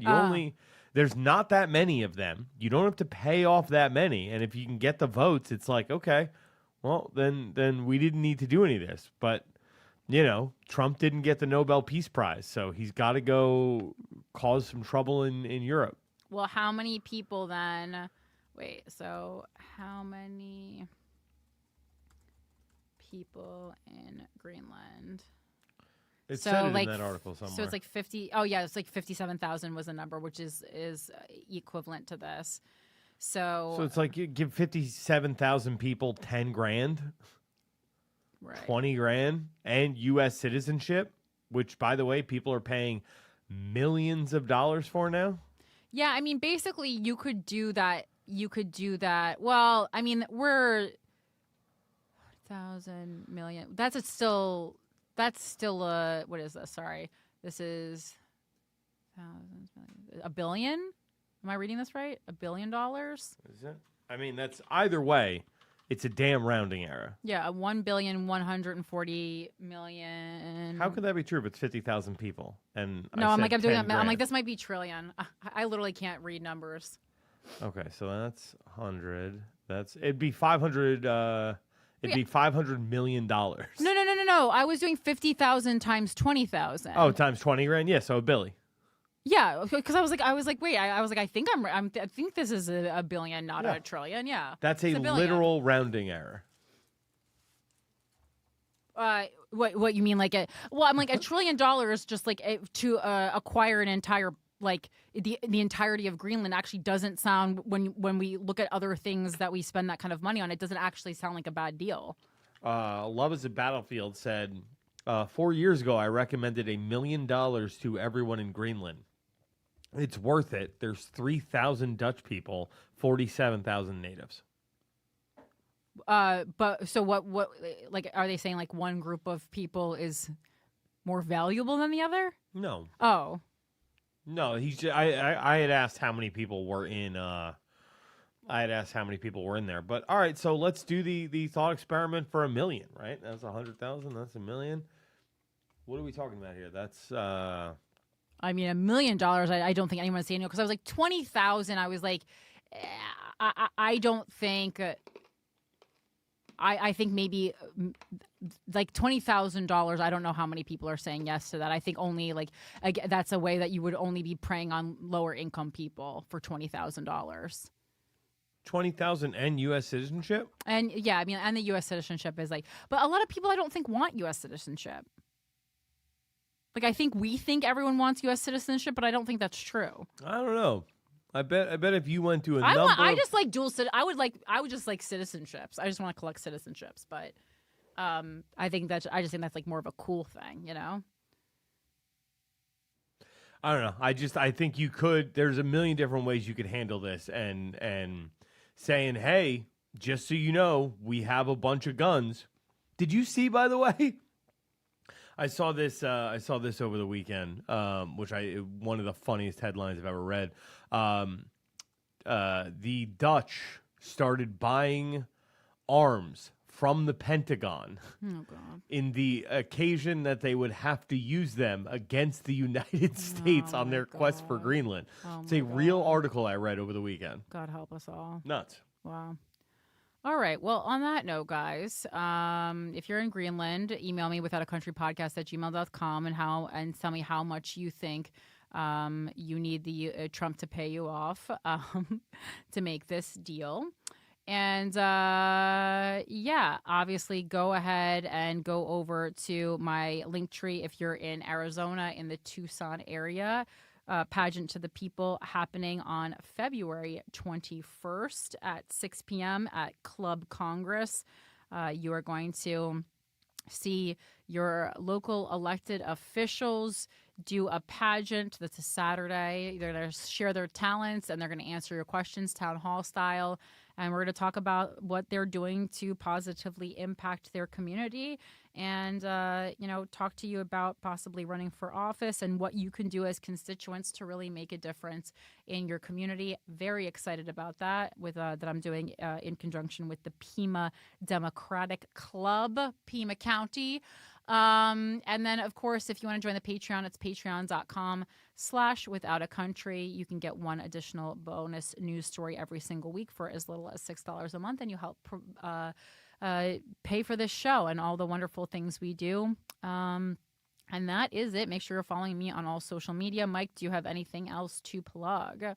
Yeah, so I got tomorrow night, Anxiety Attack at New York Comedy Club on East 4th Street. Got another incredible lineup. Aaron McCann, Louis J. Gomez, Miles Toe. There's a lady. Oh, Tay Charisse, one of the funniest. You said there's a lady. There is a lady. I couldn't. That's the part you got to say in your head, not on the microphone. No. Listen. Hope Gavin Newsom doesn't say anything like that on his podcast. When I tell you, if you have not seen Tay Charisse yet, she is worth the price of admission alone. Come on down, New York Comedy Club, East 4th Street. And then next Thursday, the 29th, the Armored League back at Melrose Ballroom for Sam Ride's Deadly Duos, the first tournament of its kind.